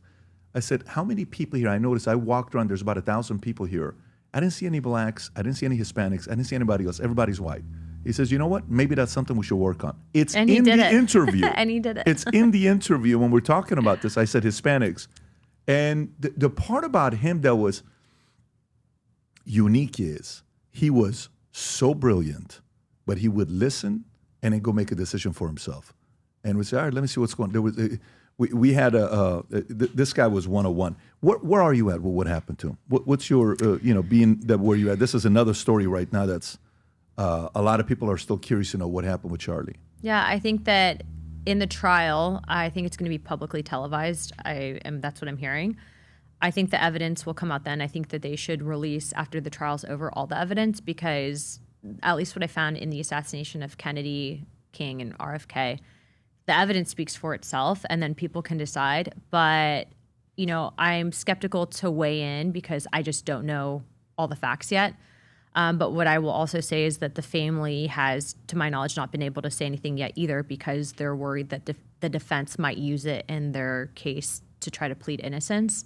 And so, the one thing I have said publicly is, I don't think that anyone should be at all implicating Erica Kirk or the family in this. And I think that people that do that are just, that's wrong. Who's doing that? I've seen a lot of postings that have implied that she was somehow involved or sought to benefit from it. And some of these accounts, Tyler Boyer had posted, one of them had over 400,000 followers. I think it was on Instagram. Tyler who? Tyler Boyer. Rob, do you know Tyler Boyer? I don't. I'm looking him up now. Yeah, he's head of Turning Point Action. But I had responded to it, and he said something along the lines of, this account has over 400,000 people following it. But, I see the videos on X or the TikTok reposts, and I just think that that's wrong. Ultimately, though, I do think that there is this aspect of a foreign funding tie. And so if you go to my account and you actually type in the Rep Luna account, And then there should be a share in regards to Antifa and the funding networks that exist. So there's no question that there are certain groups that are being investigated with potential previous knowledge to the assassination. One of them was that Armed Queers of Salt Lake City. What's interesting about them is who they are connected to. So I do think that there's this aspect of foreign money coming in, radicalizing these groups, and then things happening. But, whatever is there, I think that it needs to be publicly out there for the American people to decide. So I'm looking forward to seeing the evidence of the trial. Yeah, I'm very curious. I mean, in regards to whoever's saying Erica, I mean, typically in situations like this, I think it's like normally they go to wife first or spouse first. That's a protocol that they'll normally do. I sold insurance for many years. And when clients would have suicide or certain things that would happen, the investigators that the insurance companies would hire, the list, 50 out of 50 ones I was a part of. First one, they go through a spouse, then it's everybody else. So it's natural, organic thing that people do. But on the list here, who do you think benefit from it the most? Who do you think benefit from it the most? I think that Charlie specifically was seen as a threat because of what he was going to do in the future. And so I would say that the people, the ideas that benefited from it most were the ones that directly conflicted with Charlie's ideologies and beliefs. Going back to a big issue that we have in this country right now is we have a great thing, freedom of speech. But in the same sense, other countries, our adversaries, use that to try to pit us against each other. And they capitalize on people's own ignorance in regards to believing things without questioning it on the internet, whatever they might see. And I think that Charlie had the unique ability to be able to cut through that. And so, when they're talking about potentially people that should be held accountable for this, obviously, from what I'm hearing, the shooter's fingerprints were all over the top of the building. They're all over the firearm, allegedly all over the bullet casings. That's what I'm being told. I haven't seen the direct evidence yet because I'm not, an investigator. I'm not one of the criminal investigators handling the case. But I do think that there's this aspect of after Charlie's assassination, you did see a massive mobilization and shift from the administration to come down on these foreign funding ties to groups like Antifa and people that have been targeting the conservative belief system and ideologies. And as we know, Charlie was everything that stood against that. He was kind of in the fatal funnel, if you will.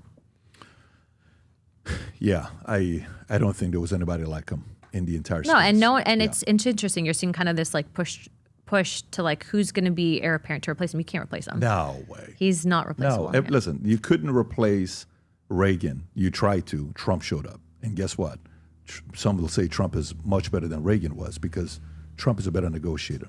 You're not going to be able to replace Trump. You're not going to be able to replace Charlie. He's one of a kind. Is this the clip, Rob? Yeah, this is the clip. But read specifically that bottom line. Can you zoom in a little bit, Rob?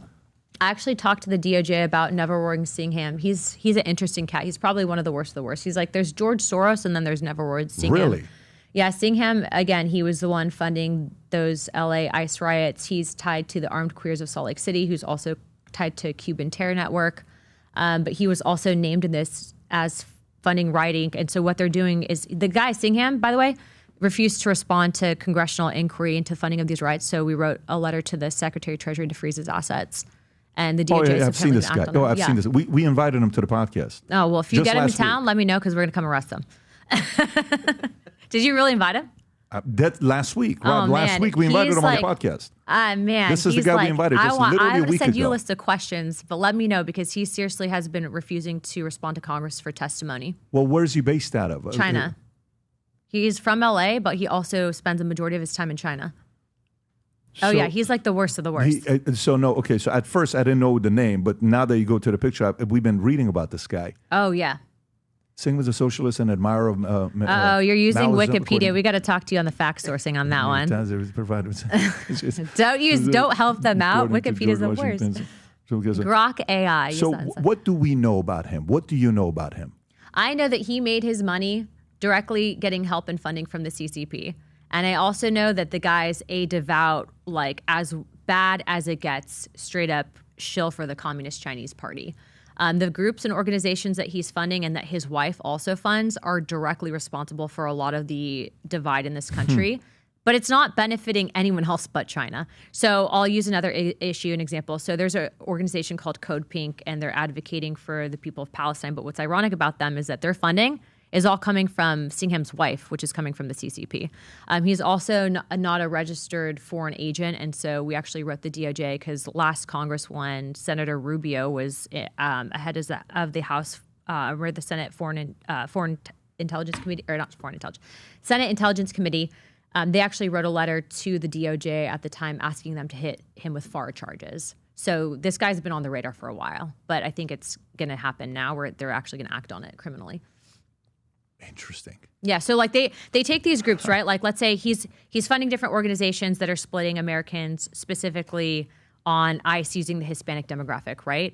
Then they're also at the same time funding organizations that are pitting Americans on the Palestine versus Israel issue.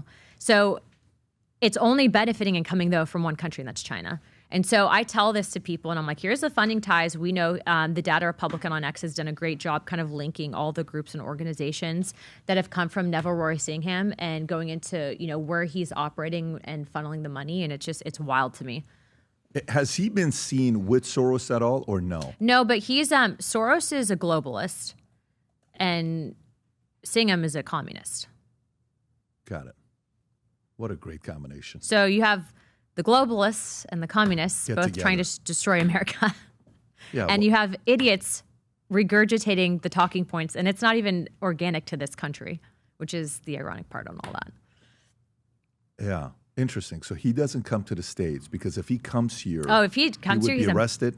Well, he's in big trouble. Yeah, I don't even know that he's in country right now because we could not serve him to respond to Congress. So we tried, and he refused receipt. So who from the U.S. government has been able to communicate with him, if anybody? I don't think anyone has, which is why he's being, if you look at that clip, I mean, he's named as, actually, you should really play that clip. Yeah, if you can, you should play that. That's a great clip, and you should actually hear about You had it a minute. It was a 3-minute video, right there. Go for it. This is not just a story about violence and chaos, as you alluded to, Mr. President. This is a money story. And at the Government Accountability Institute, my colleague and I, Peter Schweitzer and our team, we followed the money, and we followed it to the top of what we call the protest industrial complex, Riot Inc. And we found a network of NGOs. It's not just the Soros network, the Open Society network, it's other funding networks, the Arabella funding network, the Tides funding network, Neville Roy Singham and his network, Foreign Cash. And it's also big left-wing funders. Some of them are not citizens of this country. Mr. Hans-Jörg Wyss of Switzerland. They're pouring money into this entire ecosystem. And so I want to share 3 money facts with you about what we call Riot Inc. Number 1, like any corporation, Riot Inc. has many divisions. It doesn't just have the Antifa boots-on-the-ground division. It has PR divisions. It has marketing divisions. It has a very well-funded legal division to get these boots-on-the-ground back on the streets as quickly as possible. But it does have those investors that I mentioned. Number 2, we have identified dozens of radical organizations, not just the decentralized Antifa organizations, but dozens of radical organizations that have received more than $100 million from the Riot Inc. investors. These would be the lawyer groups. These would be the groups that advocate for calling good, honest Americans fascists, et cetera. And then 3, I think the most shocking thing is that we have found that more than $100 million in U.S. taxpayer funding has flowed into these funding networks, including at least $4 million to these very groups themselves, not just Antifa types, but there was an event in Atlanta called Stop Cop City. Over 60 rioters were charged with domestic terrorism. These groups received money for that from both the billionaire class as well as taxpayer money. So one other thing, this money helps fund the decentralized crowdfunding platforms. You can pause it right there, right? These are ways that we see citizen journalists pull up to these guys that are being paid to protest. And there's a business model where you pay people to go protest for you. I think. Oh, yeah. Wasn't there a clip about this guy? I posted one where this woman's a professional protester. She's been at 100 protests. You can actually find it on that same page because I've been covering the Antifa organized riots. A lot of people think that Antifa is organic. I actually just had this debate again on that late night show. But yeah, they are they're organized. A lot of them communicate on the dark web on a similar platform to Facebook. They are a lot of times using crowdfunding, foreign funding, cash, all of it. They're suing cities if they're being detained by activist attorneys who are retained by these billionaire leftists. And a lot of people think, tax the rich, we hate billionaires. You guys are all shills for the very billionaires that are pushing to, basically force you guys to eat bugs and enjoy it. It's just such a wild concept to me. And it's like you have to break through that. And so social media has been key in that. But going back to, about Charlie was able to break through this in such a unique way. And I think that there were many people that benefited from his murder. So you think Neville could be possibly behind the murder of Charlie Kirk? I don't think like he directly said, I want to murder this person, but I think that his money in radicalizing these groups, I think absolutely had a foreign funding tie. But do you think there's a direct tie, like a direct tie where you can track and say, nope, this is the person that said, go do X, Y, Z? I think that Tyler Robinson definitely probably had those conversations with someone. And what's interesting to me is not just with Tyler Robinson, but also with the shooter that tried to assassinate the president in Pennsylvania. And then also with some other things that have come out with some of these radicals, Discord seems to be this communication app. What's interesting is, you look at the assassination attempt on President Trump in Butler. We don't know anything about that. Why don't we, though? But that's the thing. I think that 100%, there was something there that does not sit right, feel right. I had actually questioned the Secret Service director at that point in time. She perjured herself to me. And that's when I was like, perjury charges. She ended up, you had both Democrat and Republican saying you need to resign from office. You're like, oh, you're unfit. But we never saw anything that came out about that. And from my own personal takeaway after seeing the evidence, that spot was left open to assassinate the president. The Secret Service did not send their snipers, to a meeting that was supposed to be had by local law enforcement to coordinate day of. He was drastically understaffed with Secret Service, and I think that the rhetoric that was maintained, I think it was like, we're going to kind of leave this open and see what happens. But there was way too much about the last shooter with President Trump where you cannot tell me that I don't think that was intentionally done. I think that was absolutely, just based on the previous investigations I've looked into with Kennedy, RFK, and MLK, it felt like an inside job. Yeah, I think you even said, if I'm not mistaken, you said the only person that probably that can release it is the president. You said something about that, right? Yeah, President Trump, I think, can release the information on Butler, PA. And I think that that's obviously something very personal to him, but also too at the same time, remember, President Trump gets into office, but you still have a handover that takes place. So the evidence, is it exactly what was left? What's interesting, I'll use another example. The cocaine in the White House, that evidence was destroyed immediately. We'll never get to the bottom of that. Why would they destroy that evidence? So if it's something to this caliber. What does destroyed mean? Well, specifically with the cocaine, Hunter's nose destroyed. Well, with the cocaine, there was like the baggie that could have had prints, all that. That's gone. So if that's happening with cocaine, no, I'm not surprised. Yeah. You had some crazy people in and out of that White House. I'm sure they had a great weekend. People. Don't use cocaine, guys. No, but Theo Vaughn said it best to J.D. Vance. He says, we can't even do cocaine nowadays, right? I don't know if you saw that clip with Theo. Well, there's fentanyl. Don't do cocaine. No, don't touch it. Go ever. running instead, But the fact that Discord seems to be a common thread, I do think that the shooter in Pennsylvania had a handler. It seems like there's similar profiles to these people. So I definitely am curious myself to see what that evidence is. But I do think that when the information isn't put out there directly, that's when you have a lot of these, could have Erica have been involved in any of that? And that's what I'm saying. Like, I don't think that she at all had any connection to that. When I see that, it's like you're victimizing the victim, if that makes sense. Because at the end of the day, she did lose her husband. She lost her kids. Like, I was just with her at the White House, and she's, that's anyone. If that happened to your wife, my husband, like, it's devastating. But I do think that there will be a lot probably that will come out in the trial. And it'll answer a lot of questions, which I think people should see the evidence. Yeah. What's the one thing that came out, Rob, that anybody that was at Utah, the 3,000 people that were in attendance, they can't talk about it. Gag order, the biggest gag order of all time. I think it was said. Is that what it was, Rob? Yes. The judge in the case for the murder trial of Tyler Robinson has issued a gag order that prevents any of the witnesses who may have been in attendance that may testify in the case from speaking with the media. That's 2,000 to 3,000 people that were on the UVU campus at the time of the shooting on September 10th. That's interesting. Right now, those people are gagged. I'm not a fan of gag orders because of what I saw happen with President Trump in New York City when they were trying to put a gag order on him to control the narrative about that. What I will also say, though, is I'm curious to see what evidence they do have, so I'm curious to see what they can present in court. Because if you have evidence where you have like prints on everything and the guy's pleading guilty to it, I think it's a lot different. That'll answer a lot of questions.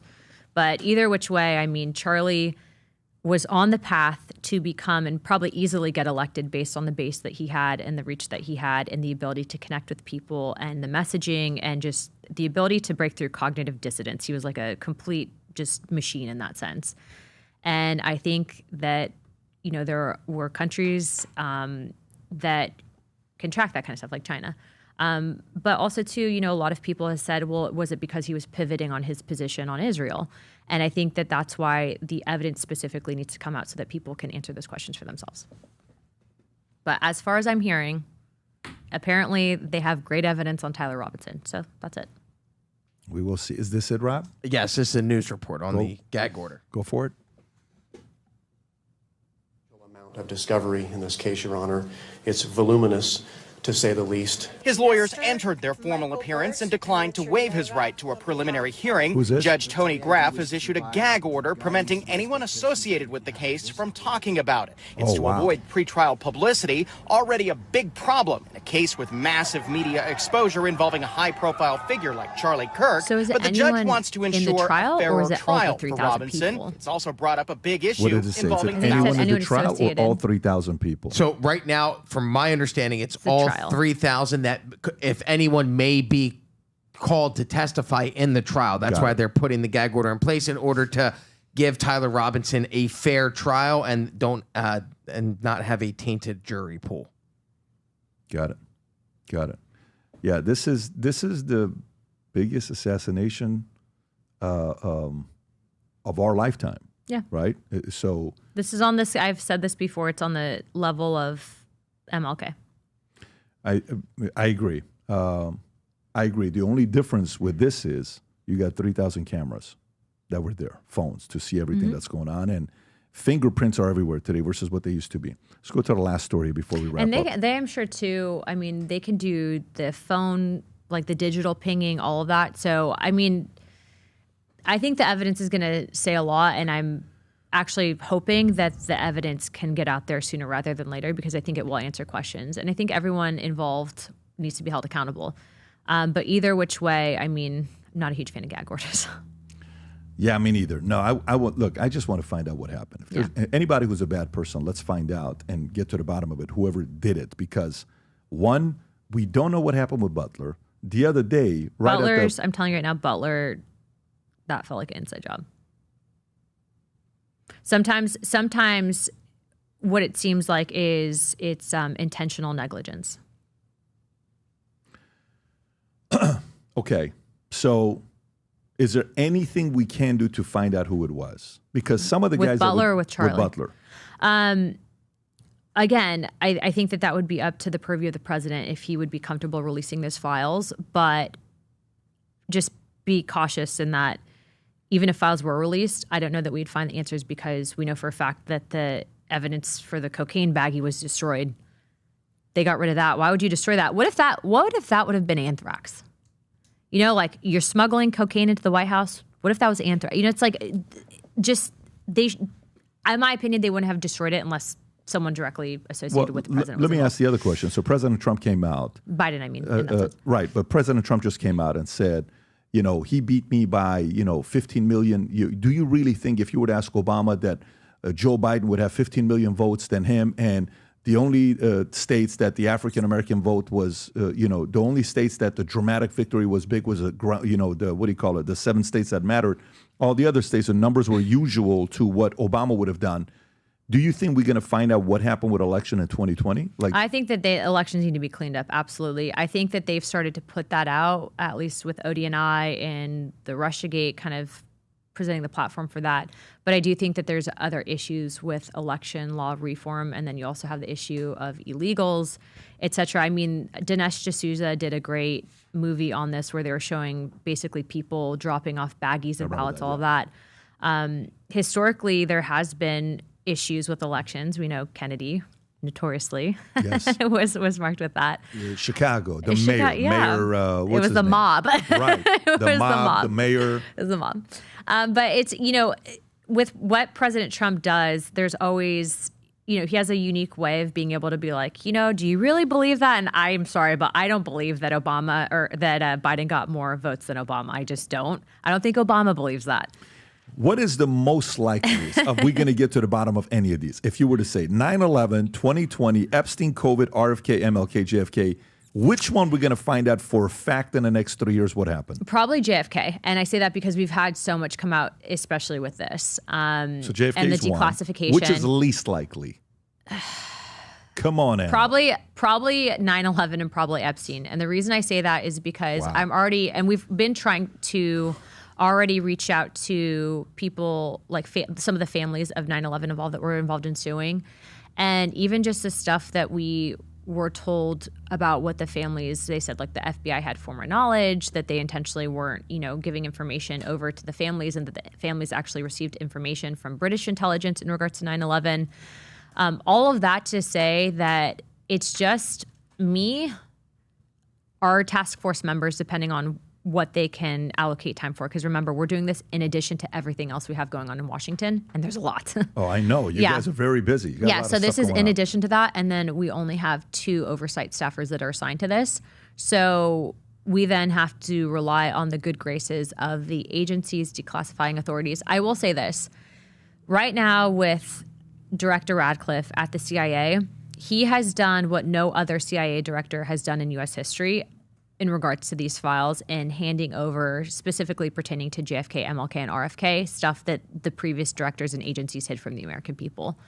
So Director Radcliffe, a lot of people don't know his background, but he was actually a member of Oversight, and then he became the ODNI, and then he became the CIA director. Kash Patel was a staffer on Oversight, became a advocate for the president, et cetera, and then moved into the FBI director position. So these people do get their start kind of working these investigations, but also Radcliffe had also pushed for transparency on the origins of COVID-19. So it just is a matter of time to when we can get through it. But we've been making great progress on the JFK stuff. So a lot of people are like, well, what's the historical significance of this? Why? And it's like, the American people deserve to know the truth. And if you don't have accountability for that, then ultimately you can't hold future agencies accountable.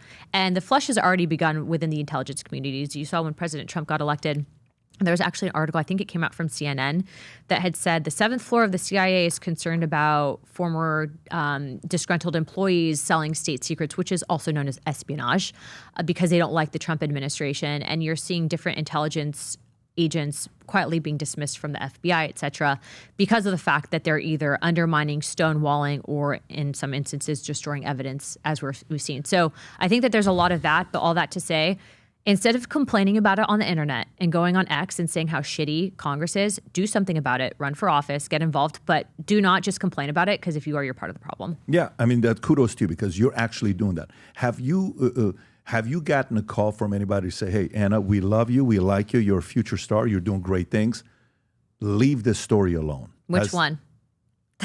I will let you answer that one. Has anyone called you and said, just the fact that you say which one, that means you've gotten a call.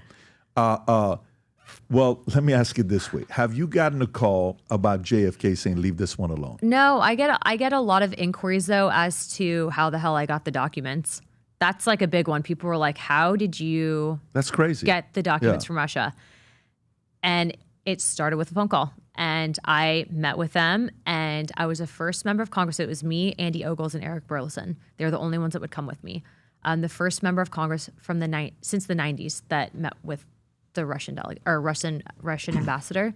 And because I support what President Trump is doing in regards to peace, I'm also going to be meeting with the special envoy to the president of Russia to discuss peace. that's not, like a lot of people try to just brand me as like some idiot and I'm not. And so that's fine. They can roll with that. But Who says that though? I think it's just the left likes to try to paint me as like some like MAGA idiot, but I'm not. And so it's okay. They can lean into that because I'm actually making moves. It's fine. But on the flip side, you actually have, this real implication that if we are able to secure a peace deal, that's a multi-trillion-dollar trade deal that's going to drastically help everyone in the world, but especially the people of this country. And I know you also nominated for the Nobel Peace Prize. I did. The whole thing. I saw that as well. So. I did. And even specifically on the Gaza-Israel issue, actually, I just got this sent to me. I'll read it. This actually was just posted in regards to Eric Cortellessa, who's a Time magazine reporter. He said, during my latest interview with President Trump, he made clear to Netanyahu the consequences if he capitulates to extremists in his coalition and moves to annex the West Bank. Israel would lose all of its support from the United States if that happened. So President Trump, a lot of people have tried to say that he's controlled, and he is not. And when people do that, that is such a cop-out response because, well, look at what he's doing. He is holding people accountable. No other president's been able to do that. So, I trust him more in foreign policy than any other member of Congress and any other, pundit or I do as well. And by the way, that's big. That was just announced right now? Yeah, I'll show you. It's you can pull it up right now and you should show it to your viewers. It's on EricCortellessa. Yep, right there, first one. That's just posted. Go down. There you go. That one? Yep. During my latest interview with President Trump, he made it clear to Netanyahu the consequence if he capitulates to extremists in his coalition and moves to annex the West Bank. The West Bank, Israel would lose all of its support. I love that. But that's what I'm saying. So many people were advocating for this peace deal not to work out and trying to say that he's controlled. And it's like, they are not the ones. It's like that famous poem, The Man in the Arena. They're not there. They're not seeing the backroom conversations and discussions. And this is the type of foreign policy we need. Yeah. Accountability. So did anybody call you, tell you, leave Epstein alone? I definitely got chirped at, but I also too know that at the end of the day, I have to be able to answer for my decisions in Congress to God. And so I will continue to push for transparency on that. And I, to be clear, have been the only member of Congress that did it. Did Pam Bondi call you, tell you leave this one alone? No, Pam Bondi did not call me. Okay. But it is interesting that when this became politically convenient, how it quickly was aimed to smear the president, when in actuality, he was probably the cleanest politician involved in all this. And not involved in the sense that he was directly, but related to it. If you, okay, so let me ask the last question on this, and then I want to show you the clip because I think Rob found a clip of me talking Turning Point USA needs some Hispanics. I think he found it. Oh, really? You found one. Yeah. So if you got a call, and the call is, Anna, we love you. You're amazing. You're talent. We got your back.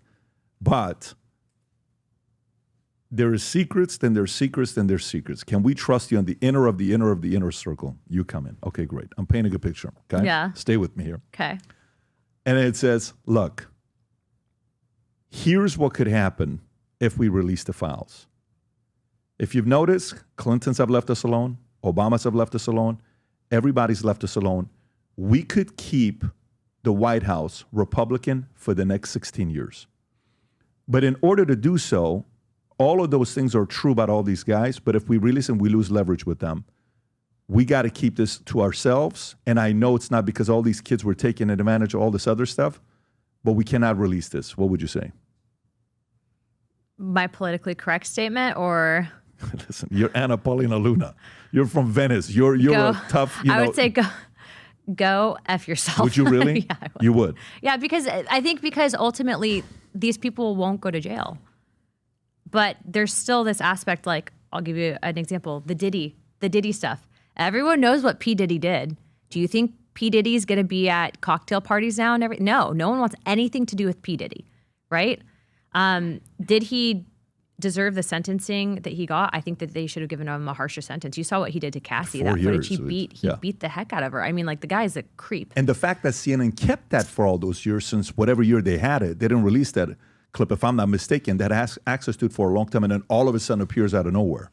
But your question was very hypothetical, and that's probably why they won't give me subpoena authority. So I have to get creative because they do not give me subpoena authority. I think that's why, because the benefit of being raw, innocent, and new, you're actually doing it for the right reasons. And not wanting to do it long term. And that's the biggest thing, that you don't do it for long term. Statesmen, like you said earlier, guys would come in. I'm sure you've seen the Hillsdale courses that they have, and you go through and you read the history of all the stuff that happened. You know what was the best part about Charlie's memorial? When Larry Arnn was on stage and he says, if anybody wants to compete with Charlie, he went through the Hillsdale's courses 31 times. 31 times when he was at that event. But is this the clip, Rob? Yep. Oh, man, you're probably responsible for him recruiting me. Well, let's see this one. So you're the reason I didn't go to medical school. Mom is upset. Yeah, I became a lawyer. I wanted her to go become a doctor. Let me see if this is it. Takes place. Sure. I'd love to hear your opinion of it. So my question for you would be the following. So this is where I struggle with this, and this is where I think America's having a hard time with this. You're white. Your parents are, I'm assuming they're American? Yes. Okay. At 7th grade, you ask your parents what you are. They say Republican. You're an October 14th baby. You're certain I'm an 18 baby. You're a determined guy. You're going to figure this thing out. And you're going to go out there and, once you get sold out to a concept, you're going to stick to it, right? Sure. Okay. Now, let's take you out. I'm here. Everybody's white here. I was telling them earlier, everybody I look at here, they're all white. No, that's all not white. True. 90%. That's not true. He's so Imagine young there. Watch. Yeah, he is. He's like, that's like when I met Why do we later. have commercials on this, Rob? And what is base 44? Get that out of here. That was having at the We have restaurant. 45 Latinos and 20 African Americans. So. No problem. And how many total people do you have here? About 1,000. Okay, that's 10% is Latino and his African American. But that's fine. My point to you is, I can see an easier argument to go to the traditional Caucasian, Christian, church, family, all this stuff, great. And they'll be turned on by it because they grew up in a family like that. And there's nothing wrong with that. Listen, I'm a proud American. I served in the military, 101st Airborne. I'm a capitalist. I'm an entrepreneur. There's nothing about it that I'm against. Yeah, it's like when I first, that's how I remember Charlie. That's my philosophies. How do you reach out to the kid that's 19 years old, Hispanic, grew up in a family that doesn't believe in capitalism, that doesn't believe in this stuff, that believes in socialism? I can't believe we have this clip, Rob. You can pause it at this point. This is... Yeah, you're the reason. June 21st of 20... You should hear his answer. June 21st, 2017. By the way, look how many views the interview has. At that time, we were a small channel, 16,000 views. Yeah, so he literally recruited me less than a year later. So this is full circle. This is a quantum breadcrumb. That's what I like to call it. How wild is that? So last but not least, the story with... UAPs, right, and unidentified aerial phenomena. That's right, because they change it up on us all the time. So there's this new documentary that's coming out that I saw. You're in it as well. Marco Rubio, a bunch of other guys. Alizando, I think, is also in it. A few other people are in it. If you want to play the clip, Rob, go ahead and play the clip. The Age of Disclosure. The Age of Disclosure. The producer will be happy you're talking about this. It's good. We've had repeated instances of something operating in the airspace over restricted nuclear facilities. Amazing. Leading and it's Florida. Not ours. These are otherworldly things that are performing maneuvers that haven't been seen. I have seen with my own eyes non-human craft and non-human beings. This is so secret. There have been very few people in our entire government that have been allowed or provided access to it. Even presidents have been operating on a need-to-know basis, but that begins to ramp out of control. It's not acceptable to have secret parts of government that no one ever sees. People have been hurt protecting and hiding this information. Some people claim it would cost them their lives if they spoke out about these things. You had information being locked away that could change the trajectory for species. You can pause it, Rob. November 21st, this is coming out. So it'll be available on Amazon Prime, and you can see it in Tampa. Great, fantastic. So while we're seeing this, okay, and everything that's being said about this, one of Rogan's biggest podcasts I think it's his biggest podcast he ever did, bigger than President Trump. I think it's Lazar and Jeremy. I'm going to say his last name, Corbell, right? I'm sure you've seen this. I know Lazar. Or I know Corbell. I've heard of Lazar. Okay, so Lazar is like the one that only comes out with Corbell. Like if Corbell is not, Lazar typically doesn't want to come out and talk to anybody. Right there, if you look at that. Corbell's been very helpful with some of our stuff. 65 million views is what that podcast did. Here's what he had to say, where some people watch this. Guys I had on when I had Alessandro on, I cannot tell you how many text messages I got from people who are former CIA or some of the guys that are in. Let me tell you, I don't trust this guy. I don't this. I don't. I'm like, look, I'm just having a conversation with the guy. I'm not sitting here saying anything. You're like, I'm not endorsing him. Here's what Corbell had to say. Go ahead, Rob. So UFOs are real, and they've been here a long time, and that's the truth. But the lie is coming. All indications, like all of them, is that that lie is going to be that there is a craft slowly making its way to us here on Earth. And that is the lie they're going to want you to believe. It's nuanced, how they explain that, the nature of that threat. But that 100% is the lie you are going to be told. You even got a date. People have been whispering a date for a long time now. I know where that lie comes from. I know specifically what document from the 70s initiated the idea of that lie. A classified document. That is the lie you will be told. You're going to be told that there is a craft on its way to Earth. That's the lie. Maybe I'm wrong. I hope I'm wrong. I sent you 2 texts today with a year. Not from me. Nope. I'm not going to propagate that lie. So, who do we believe, Anna? Look, I have seen some interesting stuff on this task force, and I'm not the only one. So Tim Burchett's been in this game a lot longer than I have. Eric Burleson is helping with setting up the UAP stuff because, again, we do this in between our other investigations and our other work. But this is, again, one of the biggest bipartisan and bicameral topics in Congress currently. And if you look up the video that was just played at our last hearing that we did, it was on the Hellfire missile being deflected by one of these UAPs. That specifically, I think, should, for national security reasons, have everyone questioning what we were really being told about these things. We are also denied access by the Department of War to certain footage, and Oversight had actually put this out, or we put it out in a statement in regards to this guy? Yeah. Yep. Deflect. We actually entered that United in States the government arsenal that can split a Hellfire. hearing. Yeah. So that was taken from an MQ-9 off the coast of Africa. And this footage was dead dropped to Eric Burleson, and then he played it in the hearing. But the point is that this information was not shown with members of Congress. We've been, and I always tell the historical story now, infamous, on the Eglin Air Force Base incident where me, Burchett, and Matt Gaetz had gone to follow up on inquiry from pilots that had come to Representative Gates' office saying that the Air Force was covering up UAP activity off the coast of Eglin Air Force Base in the Panhandle. And as a result of that, I mean, they had a lot of egg on their face. I mean, this got into basically a pissing match between the legislative branch and the Department of Defense at the time under Lloyd Austin in regards to whether they could cancel our meetings. The commander of the base left in the middle of our hearing, like of our field hearing basically there, took off and left to go on leave. I've never, have you ever heard of a base commander just leaving in the middle of a congressional delegation? No. Never, ever.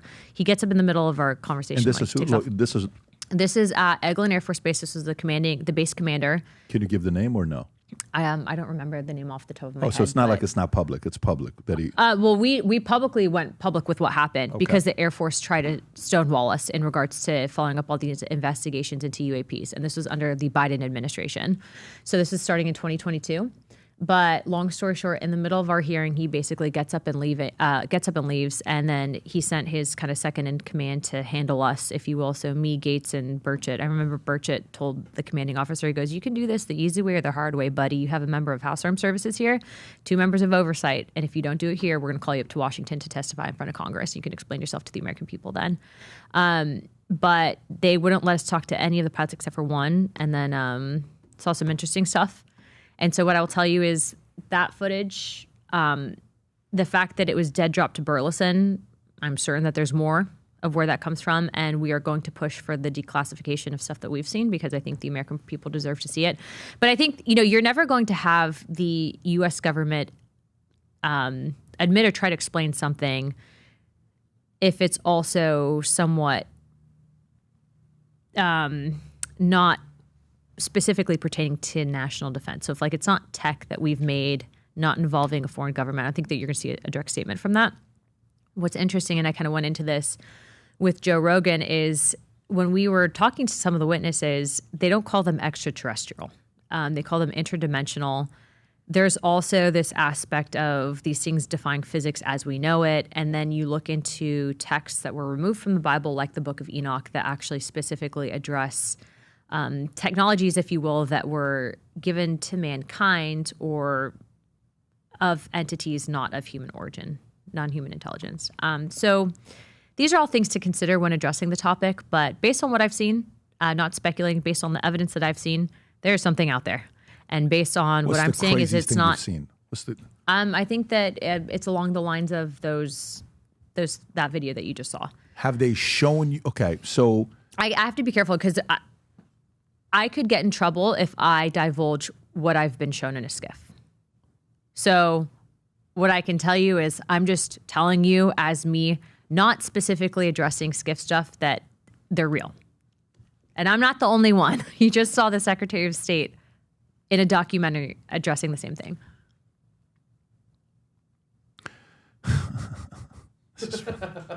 I know it's a mind loop, right? But like Pinellas County, where I specifically represent, there's actually a high number of these reported sightings.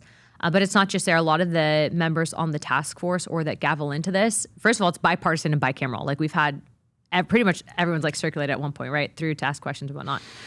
But members in Alaska, the member of Alaska specifically has a lot of reports of this. People that, represent these areas, when you get calls to the office, I've seen a lot of kooky stuff too that I know it's crazy, provably false. That's AI, CGI, whatever. But then you have the stuff that you can't explain. And then you have the attacks on the witnesses that come forward to testify, which if it wasn't real, why would you try to be discrediting someone? And why is the Department of the VA leaking people's records to the press if it's not real, right? It's like if if you're being told not to look under that rock, you might look under the rock. And so that actually happened to David Grush when he came forward to testify, is his medical records were leaked to the press. Yeah, and for me, I'm a math guy. So basics of math, what do we not know a lot about? We don't know 95% of what's in the ocean, and we don't know. The ocean's super scary. Right, that's the different. stuff we hear about USOs. Yeah. That's a separate topic. That's a separate topic, yeah. But when you look up, you're like, what's out there? Anything. What's possible? What's capable? There's so many different things that we can be thinking about. So that's one. But then if we go back to COVID and think about how the virus came in and they scared the crap out of everybody. Well, sorry to interrupt you. I'm just going to jump in. 100%, I believe, released by China as a biowarfare weapon. 100%. They locked up our chain of supplies to be able to actually fight it. They 100%. They started hitting us months out prior. Do you remember the social programming that was taking place on Snapchat with the masks? Do you remember that? Little kids were putting on these masks and it was a filter. That was a year and a half out from COVID where people could put the filters on. You're completely desensitizing a population to wearing masks. You guys don't remember the Snapchat I don't remember masks? the mask thing. Yeah, type it. Look, you see the little bear mask filter? This was on Snapchat for a while. People were doing the masks. Okay, so just listen. So you're setting up a population. Type in when they started it. Yeah, when they started that. It was 2017. I remember when Snapchat really started, it was a thing. But it wasn't just that. Then you also too started having the infiltration of these videos, painting it out to be this deadly disease when we know now that the survivability rate of COVID was really high. So then you saw this almost dystopian power play with different people, local. It was crazy. But then you look at what China did trying to pull the same crap here when Trump got elected again. They didn't do it under Biden. You see in Michigan, you have reports. This happened twice.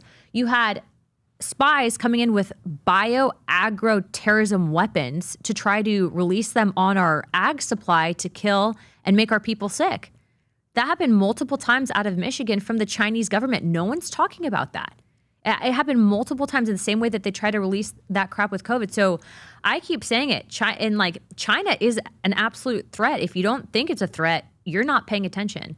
If you don't think China wants to be number one and get us out of the way, you have not been paying attention. So you trust Russia more than you trust China? I'm not saying that I trust anyone. I only trust the United States. But what I will say is that as far as the threat matrix is concerned, I think China's a way bigger threat. Yeah. So to me, these two stories, had a Jada Pinkett moment, but they entangled. They just entangled. But she used that phrase, entanglement. I don't know if you remember that or not. But so the two stories. So let's go to the alien side. The alien side, one side for me is, all right, they're going to use the whole fear porn of, let me tell you what's coming. We have to shut it down. Everybody needs to stay inside.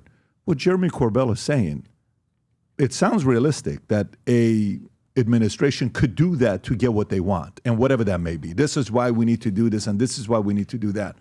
I like that he's putting it out there that other people can be like, all right, if it happens, we got to be ready for it. Especially nowadays with the AI and the videos that they're making. Anna, it's incredibly... Well, there's also drone technology. So like a lot of this stuff can be explained with drones. A lot of it can be explained with AI. But then there's the stuff that you can't explain. And that's the stuff that we're interested in trying to declassify and pushing for declassification.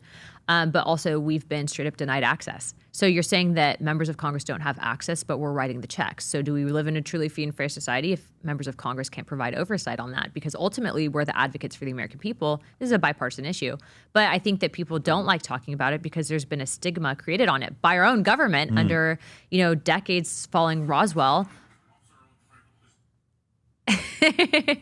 under Roswell, that have ultimately resulted in people thinking specifically of the baby boomer generation era that it's a crazy topic to discuss, where you have people that are more, Gen X and onward that are like, okay, there might be something out there. But Dr. Avi Loeb actually puts it best. He's a Harvard astrophysicist. He says, why are we busy looking for, little single-celled organisms on Mars when we can be looking for a house with people in it? And I think, I don't care what religion you are in the world, it talks about other creations other than human beings. I'm a Christian, so I have a biblical perspective on this, and you can fill in the gaps on that. But what I think is that it would be pretty naive to think that we are the only creation in this galaxy, let alone the universe. I'm with that. Yeah. And I'm not one that's not with that. It's how it's going to be used for us. Can you actually ask for them to allow you to go to Area 51 or no? We've asked. Burleson actually got permission for us to go, but there's nothing at Area 51. I think Area 51, first of all, aside from radioactive, potentially water, Area 51 would not be where they would be like housing this information.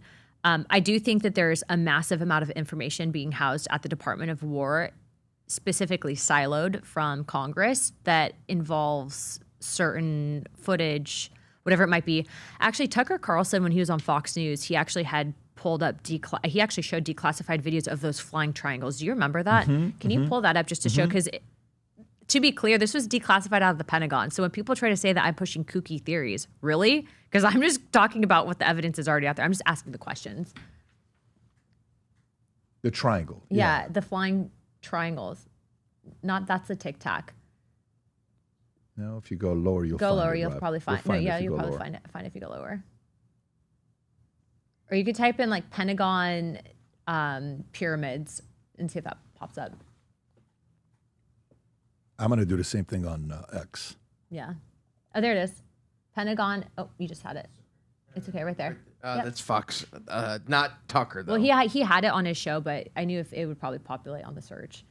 But yeah, so like this has all been declassified out of our own government. Plenty of religions around the world talk about this stuff.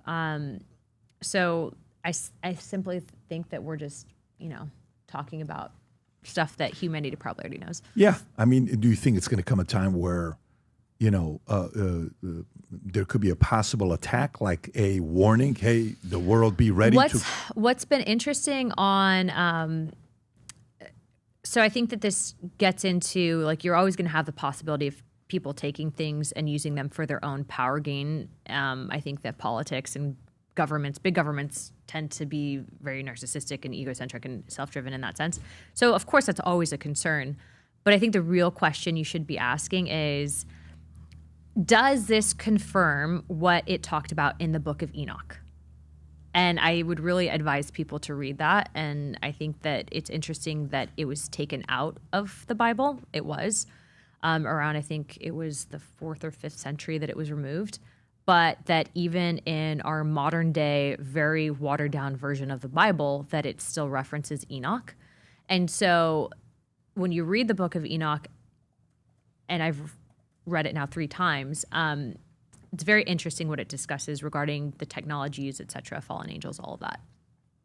So all that to say that, we ask questions and we have the conversation where previous Congresses have not been able to do that. To Enoch, because when I think of Enoch, I think about one of only 2 characters in the Bible that never died and they were taken. Enoch would have been one of them. Right. Enoch is one of them that was taken. You have to read. And it's a debate. Some say 1, some say 2, but Enoch is typically on that list. Well, you have to read the book of Enoch. And what's interesting is you have the Ethiopian Orthodox Church that actually maintains the full canon books of the Bible. There's 88 in total. The Catholic Bible is even different than the modern day King James Bible. A lot of people are like, well, what's the difference? Well, you know the story. You want to get remarried, rewrote the Bible. Then you have the Church of England. So I'm not saying that, if you read one Bible, you're not going to be able to access Jesus. That's a very personal relationship. I think that people have been able to find Jesus in very dark circumstances and they're saved. And that's ultimately what, as Christians, if you are, talking about it and being able to just say like, hey, there's salvation available, that's kind of where you lead into, right? But it's just whenever you have historically people trying to hide information, it's usually for nefarious reasons. And so that's why I've been so inclined to tell people to read this book. Who do we have on that was debated West Huff, and it was the end of it? Billy Carson. What do you think about Billy Carson? I don't know Billy Carson. Okay, I've heard a little bit about West Huff. A lot of people will try to say that though the Book of Enoch specifically is not legitimate, and I would actually argue that that's completely contrary to what the Bible sets up. If you actually read through the entire thing and see what it talks about. Did you ever talk to Charlie about this or no? I never talked to Charlie about this. Interesting though, Charlie did, I think, upload a video of a UAP sighting he had. And so I never was able to address it with him. But specifically on this, when my dad, prior to my dad really embracing Messianic Judaism, he kind of started looking into, we were going to Calvary Chapel, looking into how the Bible had been really changed and how the modern day church was forgetting a lot of the tradition of the past, that just because Jesus came didn't necessarily mean that you were totally to forget the previous teachings of the Old Testament. And so it's been interesting because this has provided, I think, a lot of context for why I have the views that I do specifically on these topics. But all that to say that I do think that it proves with this footage that if this is not foreign governments, if this is not created by us, then it does confirm what the Bible talks about of there being other creations. I'm not saying that these things are good or bad, right? But according to our witness statements, George Knapp allegedly smuggled out, and we admitted them to the congressional record, documents out of the Soviet Union, which I joke that George Knapp probably deserves a star at Langley for this, because how he got these documents as opposed to the CIA is interesting. But it allegedly talks about a program that the Soviet government had stood up to actually investigate UAPs because they had activated their nuclear weapons silo and had almost launched missiles and then shut them down right away. And it was known as Thread 3. So those records have been entered into the archives so that people can pull them up and look into them. So it's not a question of whether or not it's happening. It's happening. The question is, what is it? And I think that that's up to people whether or not they're going to look at it from a religious or a secular standpoint. So wild. That is wild. It's a lot. But George Knapp, it says what? He's the one that brought into prominence Bob Lazar in '89. Yeah, so George Knapp was an investigative journalist in Las Vegas, still lives there today, works with Jeremy Corbell. He's literally one of the subject matter experts on this because of his work in journalism and what they've been able to sift through. And he testified at our last hearing. But he was not a firsthand witness to this. We did have witnesses that were firsthand witnesses to UAPs. You can actually pull up the Vandenberg Air Force Base witness testimony. He testified to us at our last hearing. We also had an active duty member of the Navy testify, and then also a former member of security forces. Yep. Jeffrey Nusatelli. Yep. So we actually, the Vandenberg Red Square, that was a particularly interesting one because it appeared over Vandenberg Air Base and was about the size of a football field or more. And they actually have, if you hear the testimony, you can hear it. All right. So this isn't fear porn. This isn't. No, I think you just have to look at it through very, it puts it in perspective as to our position in the world and the universe. If there's life after death, it makes you question, is God real? I definitely think God is real. So if God is real, then it's possible that, the Bible's also a truthful document, which in that case would explain all this. Is this it? This is Yeah, you can hear it. Go ahead, Rob. For Nusatelli, I'm a former military police officer with 16 years of active duty service in the U.S. Air Force. I'm here today because the American people have both the right and the responsibility to know the truth about unidentified aerial phenomenon. That truth remains hidden, classified and silenced by fear, retaliation, stigma, and confusion. Today, we are here to help break that silence. Between 2003 and 2005, 5 UAP incidents occurred at Vandenberg Air Force Base, home to the National Missile Defense Project, a top national security priority. At the time, we were conducting launches deemed by the National Reconnaissance Office as the most important in 25 years. These were historic launches. These facilities were vital, and they were repeatedly visited by UAP. Each incident was witnessed by multiple personnel, documented, investigated, and reported up the chain of command. We sent information up, but we got no guidance down on how to handle these events. I personally witnessed one of these events and investigated others as they occurred. 6 other service members have provided me with the information that I will share with you today. The incursions began on October 14th, 2003, when Boeing contractors reported a massive glowing red square silently hovering over 2 missile defense sites. After several minutes, it drifted further east onto the base and vanished over the hills. This event, now known as the Vandenberg Red Square, was referenced by Representative Luna at the first hearing on this topic. Official Air Force records of this event are in possession by Aero and the FBI. Later that night, while I was on duty, security guards at a critical launch site reported a bright, fast-moving object over the ocean. I responded to the incident. Chaos ensued over the radio as the object approached rapidly. I heard my friends screaming, "It's coming right at us, it's coming right for us, and now it's right here."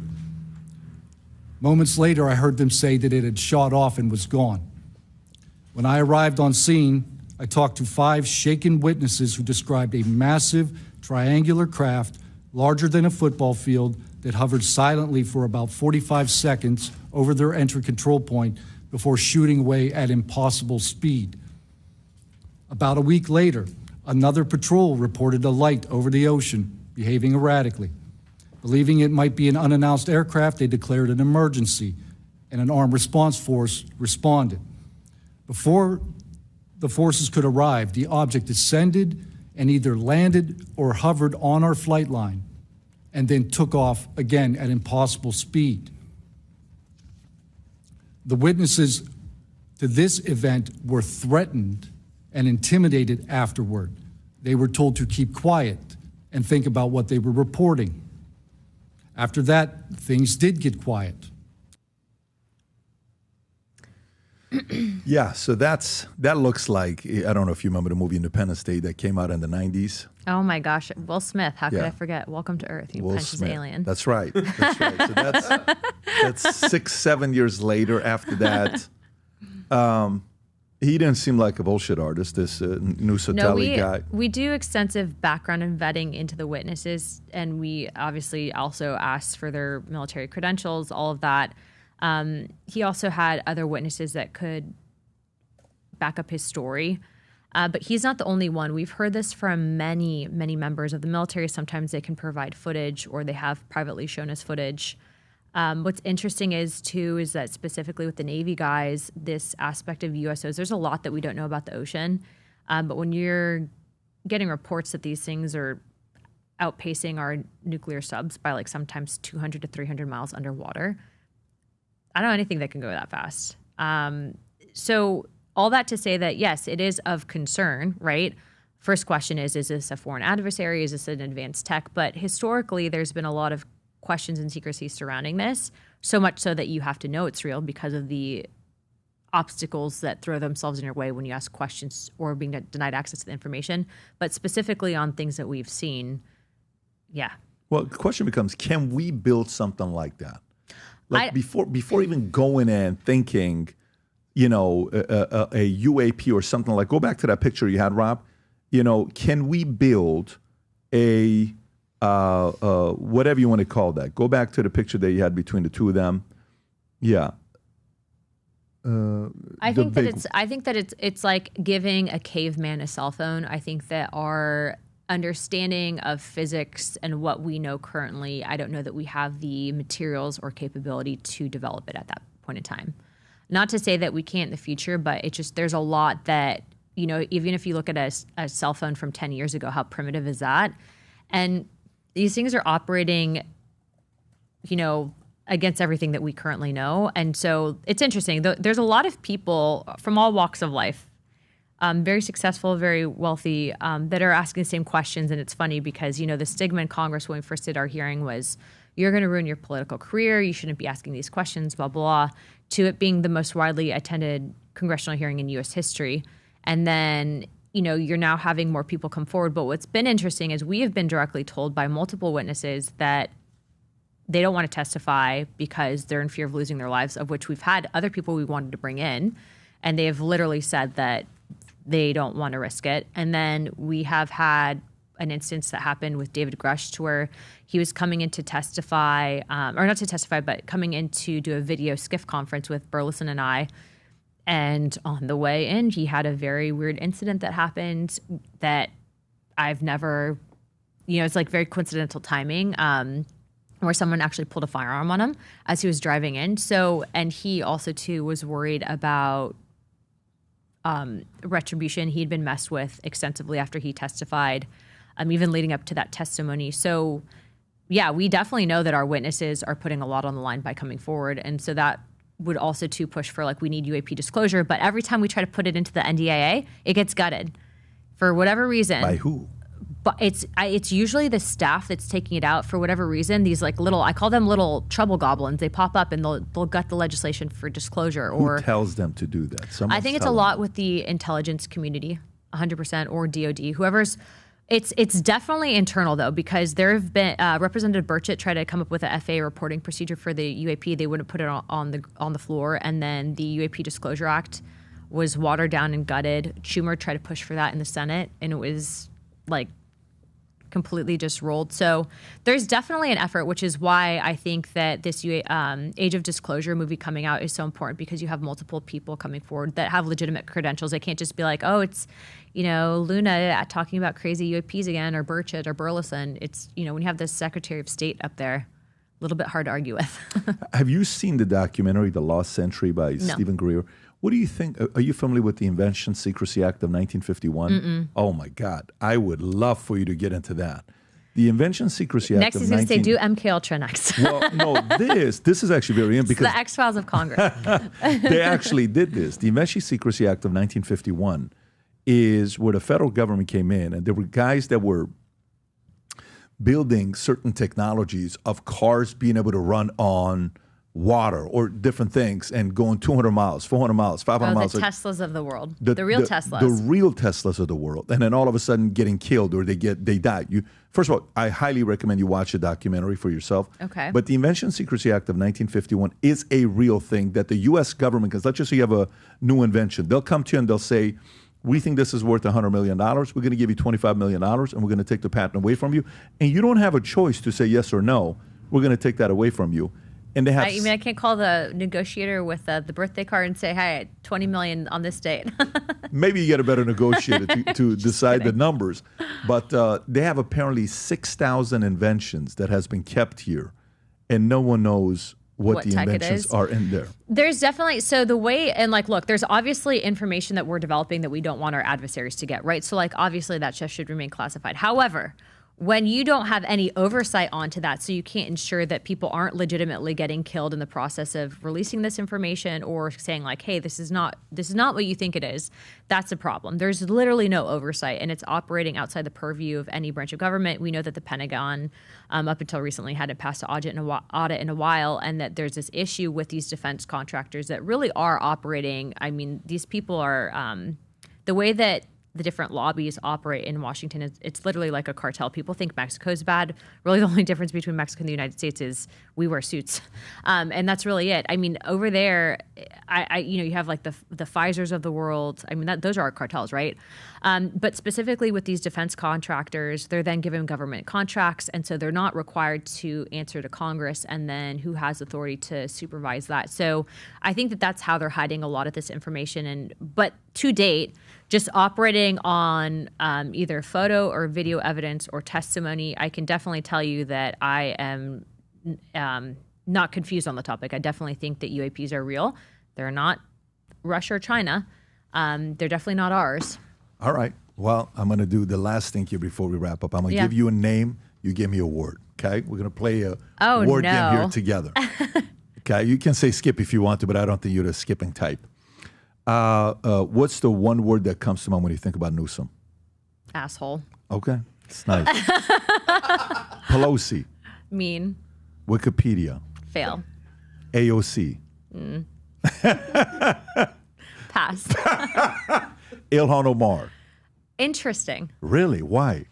I actually was on a delegation to the EU with the House Democracy Partnership Institute, and she was on that delegation. And there was a member from Belgium that was there who was a total asshole, okay? He was saying, your Congress isn't respected by your own president. He doesn't respect you guys. You guys are basically a joke. He was telling this to our delegation. Sure. And so I was kind of sparring with the guy. And then Ilhan spoke after me. She was sitting, I think like 2 seats to my left. And Andy Ogles was there, Vern Buchanan, a few others. And she goes, and this blew me away. She goes, and she looks at the guy, she goes, you might not like what our president is doing, and you might not agree with our foreign policy, but when we're here, you will respect our president. She was talking about Trump. Stop it. And so that's why I say interesting, because like when we fight together, right, and like there's always this push and pull in politics, and politics is messy. But I didn't expect that being on a delegation with a foreign government, but she said that. And I think at that point in time, when you have that type of unified front, especially in dealing with the EU, it was pleasantly surprising. Wow. What was the follow-up afterward? Have you guys since then talked, or? She is the co-chair of the Syrian caucus that I have, or that I'm heading up now.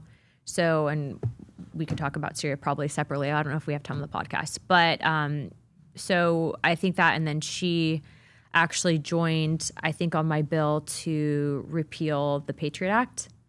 But there's still a lot happening in Washington, so it's not like we're always talking. But I mean, I do have conversations with people, and that's how everyone is in DC for the most part. Do we agree on a lot? No. And do I like what she said about Charlie? No. But I was surprised to hear that, so that's why I said interesting. Do you trust her? I don't agree with her, and politics is not about trust. It's about, and you don't ever want to make friends in politics, especially this game, because ultimately you realize that it's a very transactional field. But in that instance, I appreciated that she provided a united front to the jerk from Belgium. Good for you for giving credit, because who was it? Sergio Gore or something like that at Charlie's memorial said, one thing about politics, it's the most transactional. The industry has a lot of transactional people, and it was talking about the fact that Charlie's a complete opposite. Yeah, it is super transactional. That's why it's like you don't want to get a friend in Washington, you get a dog, and it's true. Do you? I'm curious because Charlie and I talked about this before. Do you sit there and see what's going on with UK, right, or EU? Oh, I think the UK is lost. Yeah. But then, do you also sit there and say, Mamdani, who is right now running in New York as a Muslim, who on multiple instances where he's been asked to say whether he supports Sharia law or not, he doesn't want to answer the question multiple times. He says, look, I'm just running for mayor. I'm not here to address that issue. Does it concern you of, Western ideology, America, things that we've built, does it mesh with more Islamists that are getting into politics who have strong beliefs, like in Ilhan Omar, like Imam Dani, like some of these folks? Does that concern you long term? What concerns me long term is immigrant assimilation. Remember that President Trump was endorsed by a group of Muslims prior to the election because the radical left embracing the LGBTQ pro-trans very adamantly opposed, I think, to anything that the Christian Bible talks about, that the Quran talks about, or that the Torah talks about. They endorsed him. And a lot of people forget that. And President Trump has been able to, because of his position, negotiate with countries like Egypt to help push Hamas into negotiating to agree to the peace deal with Israel. But the question is, I think, more of assimilation than anything. Because if you have a Muslim American who's been here 3 terms and is Americanized versus someone that refuses to assimilate, and I think that's probably why we should actually respect and go through and encourage people to go through legally, because they have to force to assimilate. If you don't embrace American culture, then you will still continue to hold on to the values of your country that you came from. Likely, if you're in the United States, it didn't work out in that country. All right. Okay, I got 5 more names and then we're done. Okay. Mamdani, one word. Grifter. Grifter. Yeah, he will, his donors, he will advocate and become whoever his donors want. I will say this, he is a very good branded candidate. And you can see that from his past. He's young, he has the branding. But I don't think that he's genuinely an ideologue because of his background and who he's taking money from. Do you think he wins? I think he wins. You think he wins? Okay. Zelensky. Corrupt. Putin. Interesting. Another one. Another interesting. Because of what's happening on the back channel conversations, because of his willingness to declassify these with assisting in the Kennedy disclosure from the president. And then also Putin, historically, if you look at interviews with him as to why there's been failures in foreign policy, he talks about his conversations with Clinton, his conversations with Bush, ultimately what he came into after the fall of the Soviet Union. He's an interesting character, but he's definitely not stupid, and he definitely can't be underestimated. And so that's why I'm happy that we have Trump in the negotiating seat right now. Yeah, you and I both. He's definitely not stupid. Diddy. Evil. Crockett. Interesting. Another one? I served with her on the task force as my co-chair. And I haven't had exchanges with her that have been directly attacking me. I do not like what she says about the president, but I've also seen her advocate behind the scenes for bipartisan things to get it done. So that's another interesting one. It's like when you're in DC, you realize a lot on camera, and there's certain personalities that will go at it, but I don't seem to be that caricature. You're a May 6th baby. That's very interesting the way you're answering these. Okay, Ron DeSantis. He definitely, I think, is going to be a plot twist. So we'll see what happens after the governor's race and what he does. But I think he's done incredible things for Florida, and I'm happy he's my governor. So we'll see what happens with him. You and I both. MTG. Interesting. Why? Well, I think that she has, advocated for certain things, and then on the flip side, she's kind of breaking out and advocating for other things as well. So definitely not one that, and I think that this is probably more needed in politics. She's not one that will just toe the party line. If she genuinely doesn't believe something, she'll tell you. And I think that that's, whether people think it's good or bad, I think that that's needed in politics. We need more of that. Yeah. Thomas Massey. Interesting. Same category. Yeah, same category. I think these are all very similar personality types. All right. Peter Thiel. Interesting. Yeah, I do. You guys are gonna. I can tell you why. Peter Your deal. Yeah, you hear his whole what he likes to talk about on his free time. I actually really want to meet him and ask him what he talked about in his private seminar on the Antichrist.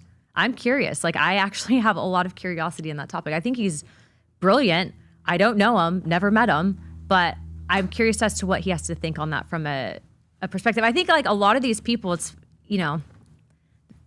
Okay. WAPO. Liars. JD. I love him. Rubio. I love him too. One of the two is going to run, so you're going to have to pick one. I don't know. I would, if I had to split it, I'd say give him up as a ticket. Together? Yeah. That would be powerful. Right? Oh my God. But then who becomes a VP? Well, I guess JD would need to be the one because he's already a VP, so he gets pumped up. But, I mean, that's not a bad, we're talking about like, that's an option to be the vice president who's going to be like, no. Yeah. That's not a bad gig. Let me tell you, Rubio is crushing it. Oh my God. He's a star right now as president. Rubio. Because it was different 10 years ago to Rubio now. Rubio now is like, he's like. I think Rubio's always been severely under us. He's always like, and there's a game that certain people like have to play in DC to like get into position. And he has like done incredible, like in his ability to be able to be the Secretary of State and negotiate what he's negotiated. I think everyone, especially from Florida, I feel like Florida's leading the country in draft picks for Congress. Yeah. And like Senate and, higher office because we just have a good bench. Kevin McCarthy. He's shaking your head. No go. He worked against me in both my elections. Kevin McCarthy did? Yeah. Kevin McCarthy. Interesting. Okay. I will say this. I wonder sometimes if he regrets that because he definitely backed two terrible candidates. But I also wonder if it was because I was endorsed at the time by my friend Matt Gaetz. And as you know, Matt Gaetz and McCarthy have a difference in personalities. But at the end of the day, I think that maybe he realized he was wrong on that. But have you talked to him? Nope. He seems like a nice guy. If you talk to him, he's actually. What you'll find is people like Kevin McCarthy, Nancy Pelosi, some of the best politicians are very charismatic, and it's hard not to like them. You would say Pelosi's charismatic? Oh, she's very charismatic in person. Really? Yeah, and but that's the thing is like, certain people just have that charisma. It's like what they're putting out, or whatever. McCarthy was like that. There's a lot of people that have that kind of draw, and you can sense it, and they're the top two. Two last one. Pam Bondi. I actually have gotten to know Pam, so I'd say that she's loyal, would be a word. And last but not least, Trump. Amazing. Amazing. We'll wrap up with that one. We got 7 interestings with an explanation. What was Newsom? What was Newsom? Was an asshole? What was asshole? I think that's pretty. Yeah. I actually think he may take that as a compliment. Maybe he'll post the clip. Maybe he'll post the clip. Well, listen, we've been trying to do this for a while. I think you're a rock star. We love seeing you out there because you're tough, you're strong, you're very authentic, but you have the charisma, the charm. And the only concern is you're only going to do this 10 more years. And then well, look, if you had to deal with the crap that we had to, I think most people tap out of, they're like, I'm not dealing with this. This is crazy. But I think I love what you said. Look, either do something about it or stop bitching. If you want to do something about it, get in the ring. Don't be an asshole. Yeah, that's right. Don't be an asshole. What a great name. If you don't know the word, go Google it. Anyways, it's been a blast having you on. Thank you so much for coming on. Take care, everybody. Bye-bye, bye-bye. After 2 years of working on this, we have finally pulled it off. And let me tell you what it is. Every time we do the Vol Conference, if you've attended, you know this. I stand up and I speak for probably 45 hours is what I do at the Vol Conference. And I love it. I love being around the guys. I love it. But I wear the Ferragamo shoes when I do this. Or I wear some kind of dress shoes. Eventually, for the last 25 years, I've always been on stage walking around. I'm like, you know what? I'm sick and tired of it. I want a shoe that I'm comfortable wearing. And here's what I love. I don't like shoes that are so heavy. That's a dumbbell. You can use it as a weapon. I don't want that. Like the Xenia, you carry it. I have so many of them, but they're so heavy. Like you can literally curl the Xenia, the shoes, and you'll get a pump within 30 reps. And I wanted the combination of the Hoka, the On Cloud, the Super Foam, because there's a big thing going on right now with the Super Foam where the bottom of the shoe, you wear it. You know which ones I'm talking about, the On Cloud or the Hokas, right? They're so comfortable. And I said, what if we take luxury and then combine it with the super comfort? What would that look like? And let's build it in Italy. So what do? We went to Italy. We designed the shoe in Florida. We made the shoe in Italy in 5 of the factories. We went back and forth, God knows how many times. And by the way, The shoes we're about to launch and introduce to you right now, where you're going to see the video for the first time, I've been wearing those shoes for the last 22 days straight. I'm wearing them right now. I literally wear it with suits. I wore it yesterday when we went to lunch. I wear it every single day. It's the most comfortable shoes I have, yet it's authentic Italian leather. Rob, if you don't mind playing the video, go for it. Here's the video of the latest shoe, the FLBs. When we set out to create a shoe that blends comfort, function, and luxury, we had the choice to make it fast. We had the choice to make it cheap. We chose neither. Instead, we chose Tuscany, Italy. We chose true Italian craftsmanship, each pair touched by 50 skilled hands. We chose patience, spending 2 years perfecting every detail, and we chose the finest quality at every step. Introducing the Future Looks Bright collection. Not rushed, not disposable, not ordinary. Rather, intentional, luxurious, timeless. Boom. There you go. Designed in Florida, 100% made in Italy. 50 hands touch each shoe that was made. And here's what's unique about it. I want to kind of show this to everybody that knows this. And I've worn pretty much every one of these shoes. So if you compare this, the Italian leather, of course, it's made in Italy. It's not assembled, made in China, assembled in Italy, 100% made in Italy, assembled in Italy. It's FLBs, Berlutis, which are $18.40, Ferragamos are $8.95, Zennias are $11.90, and Gucci's are $9.50. Leather premium lining, all of them except for Gucci. Laceless feature, it's the FLBs, the Berlutis, you have laces, Ferragamos laceless, and then you have also the Zennias, and then the Gucci's have the laces. I don't want to wake up in the morning, put laces on. I want to get out the house. Took me 3 seconds to put my shoes on today. Craftsman, 5 different Italian factories all made this shoe. Berlutis are the same as us, as well as FLB.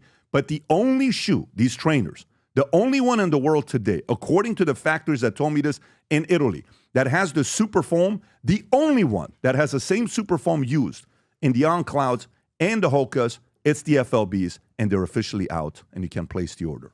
Here's a challenge. We only have 1,000 of these pairs. And when you say 1,000 of these pairs, they start from size, I believe, is it 8? It goes 8, 9, 10, 10.5, 11, 11.5, 12, 13. Those are the sizes that we have. And the shoes that you can get today, the colors, you have access to, Rob, if you can go back there, you can have access to those browns, which is absolutely beautiful. And by the way, the brown on the bottom, the stitching on the side is a left stitching. If you can change the picture, and on the bottom it says the future looks bright. Look at the white lines on the side. It's beautiful.